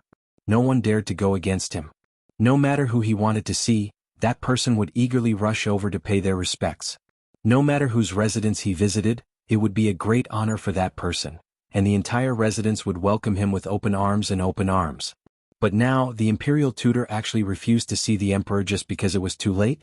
The servant did not dare to refute the imperial tutor's words and could only return to Jun Luyi, who was still waiting in the living room. He trembled as he finished the imperial tutor's words. The emperor, who had come late at night, was silent for a while. Just when the servant thought that he was going to fly into a rage, the emperor turned around and sat down on a chair instead. He closed his eyes slightly. "Then it's fine, I'll wait here." The servant was speechless. Time seemed to pass very quickly but also very slowly. The dark window paper outside gradually turned light green, then white. Sunlight leaked in through the cracks in the window and danced in the living room. The emperor was like a silent rock, waiting in the living room from beginning to end. When the sky brightened, Ning Xuema followed Shinjioli to the living room. She saw Jun Luyi standing in front of the window with his eyes slightly lowered. No one knew what he was thinking. His tall and straight figure gave people a feeling of deep twilight for no reason. He suddenly felt something and raised his head. He saw Shinjioli and Ning Xuema, who had just walked to the door. His eyes lit up. He strode over and bowed. "Imperial tutor, Luyi has something to ask of you." He called himself Flowing Knight, and not this emperor. Naturally, he was not speaking as the ruler of a country. Shinjioli walked over and sat at the head of the table. "What's the matter?" "Yeah, I heard that the imperial tutor can make many impossible things possible. Can the imperial tutor bring the dead back to life?" Jun Liuye's voice was slightly tense. "It's not impossible to revive the dead, but not every dead person can be revived." Shinjioli's voice was indifferent. "Who do you want to revive? Does the imperial tutor really have the ability to revive people?" Jiuli's words almost lit up Jun Liuye's eyes. He immediately replied in a trembling voice, "My wife, Princess Jiyu. Although she has been dead for 3 years, her corpse, I have preserved it very well. It hasn't decayed at all. Imperial tutor, this seat doesn't need to see if her corpse is well preserved.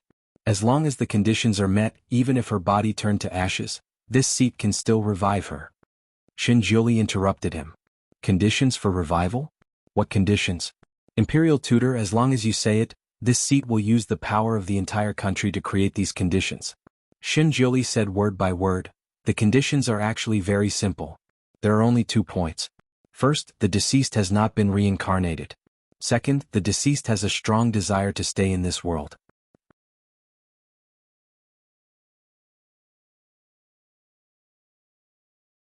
Chapter 2474. Jun Liuye's face paled as he muttered, Her soul was scattered when she died. She shouldn't have been able to reincarnate?" Jiuli bent his finger. "Then the first point has been achieved. What about the second point?" Jun Liuye opened his mouth but couldn't say a word. The woman's figure seemed to flash before his eyes, as well as the words she said before she died. His heart, which had just gained a bit of hope, sank back into the abyss. Ning Xuema saw his expression and guessed something. She said, "Your Majesty, there's no need to be too desperate. Sometimes women like to say one thing and mean another. Most of the time, although she says it resolutely, it may not be true despair." Her words made Jun Liuye's eyes shine again. He muttered, "I hope so," Jiuli said faintly. "Whether or not she can be resurrected, I still need to see it for myself. I need to know the whole story." Jun Liuye paused and took a deep breath. "I'm willing to tell you everything." Jiuli stood up. "You don't need to tell me. Didn't you preserve her body very well? Bring me to her body tomorrow. I have my ways to find out the truth." Although Jun Liuye didn't know what Jiuli was selling, there was still hope for his beloved to be resurrected. He immediately agreed. The ice cave was as cold as ever. The girl in the ice coffin was still lying there quietly, as if she could come back to life with a single breath. Jiuli held Ning Xuema's hand and walked slowly to the ice coffin. He had already returned to his human form. Strangely enough, not only did he recover his appearance, even his telekinesis had been restored. He was the one who brought Ning Xuema and Jun Liuye to the ice cave this time. Jun Liuye was naturally overjoyed by the imperial tutor's inhuman skill. His hopes for Princess Jiyue's resurrection increased by quite a bit. He didn't say anything else and brought them here to ask the imperial tutor to cast the spell. Jiuli glanced at Jun Liuye again. "I want to read her memories about you. Are you sure you want me to do this?" Jun Liuye's face was pale, but he nodded. "Do as you wish, imperial tutor." However, Ning Xuema looked at Jiuli in surprise. The great god seemed to have become much stronger. Now, he could even read the memories of the dead. While she was thinking, Jiuli's voice rang in her ears, "Come and read with me." With one hand holding onto Ning Xuema, he placed his other hand on the ice coffin. A white light shone out and gradually enveloped the ice coffin. In front of Ning Xuema's eyes, it was as if a picture scroll had been unfurled. A picture from the perspective of the person in the coffin slowly unfolded before her eyes. Jiyu walked into the room. A man in a purple robe was sitting behind a large sandalwood table. His eyes were downcast as he wrote a vigorous and powerful character on the fine rice paper.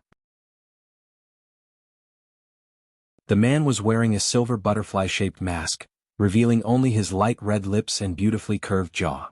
Even though Jiyu had seen countless handsome men, she was still shocked when she saw this man. This man's aura was too strong. Even her father's aura wasn't as strong as his. She walked to the middle and suddenly felt nervous. She coughed lightly. "Are you the #1 assassin?" The man's hands didn't stop moving as he casually said, "What's the matter?" His voice was gorgeous and elegant, but it also carried a hint of seduction. Jiyu had made countless drafts in her mind before coming here, but when she heard his voice, she was so nervous that she couldn't say a word. Her small face flushed red, her eyes turned, and her big black and white eyes lit up.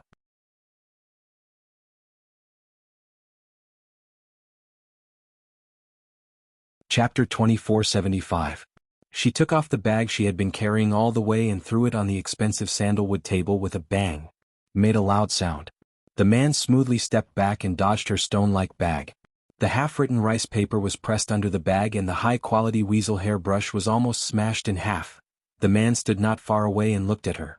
In an instant he released a strong aura that made it hard for people to breathe. His eyes were like two ice arrows and the aura around him was extremely cold. No one dared to be so presumptuous in front of him. Jiyu suddenly said happily, "It's you." She knew him? The purple-robed man raised his eyebrows and looked at the girl in front of him who was wearing a pink robe and looked like a doll.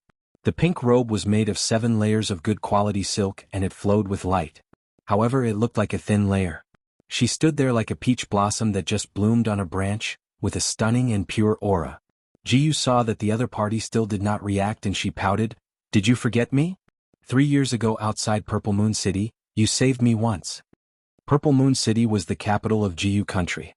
Jiyu country was the second largest country in the Cloud Underworld continent and the current ruler was the Full Moon Emperor Jiyuntian. The purple-robed man's eyes flashed. It was her. He calmly sat back in his seat and pointed at the bag with his white jade-like finger. With a disgusted expression he asked, "What is this?" Jiyu narrowed her big eyes and smiled, "This is half of my savings.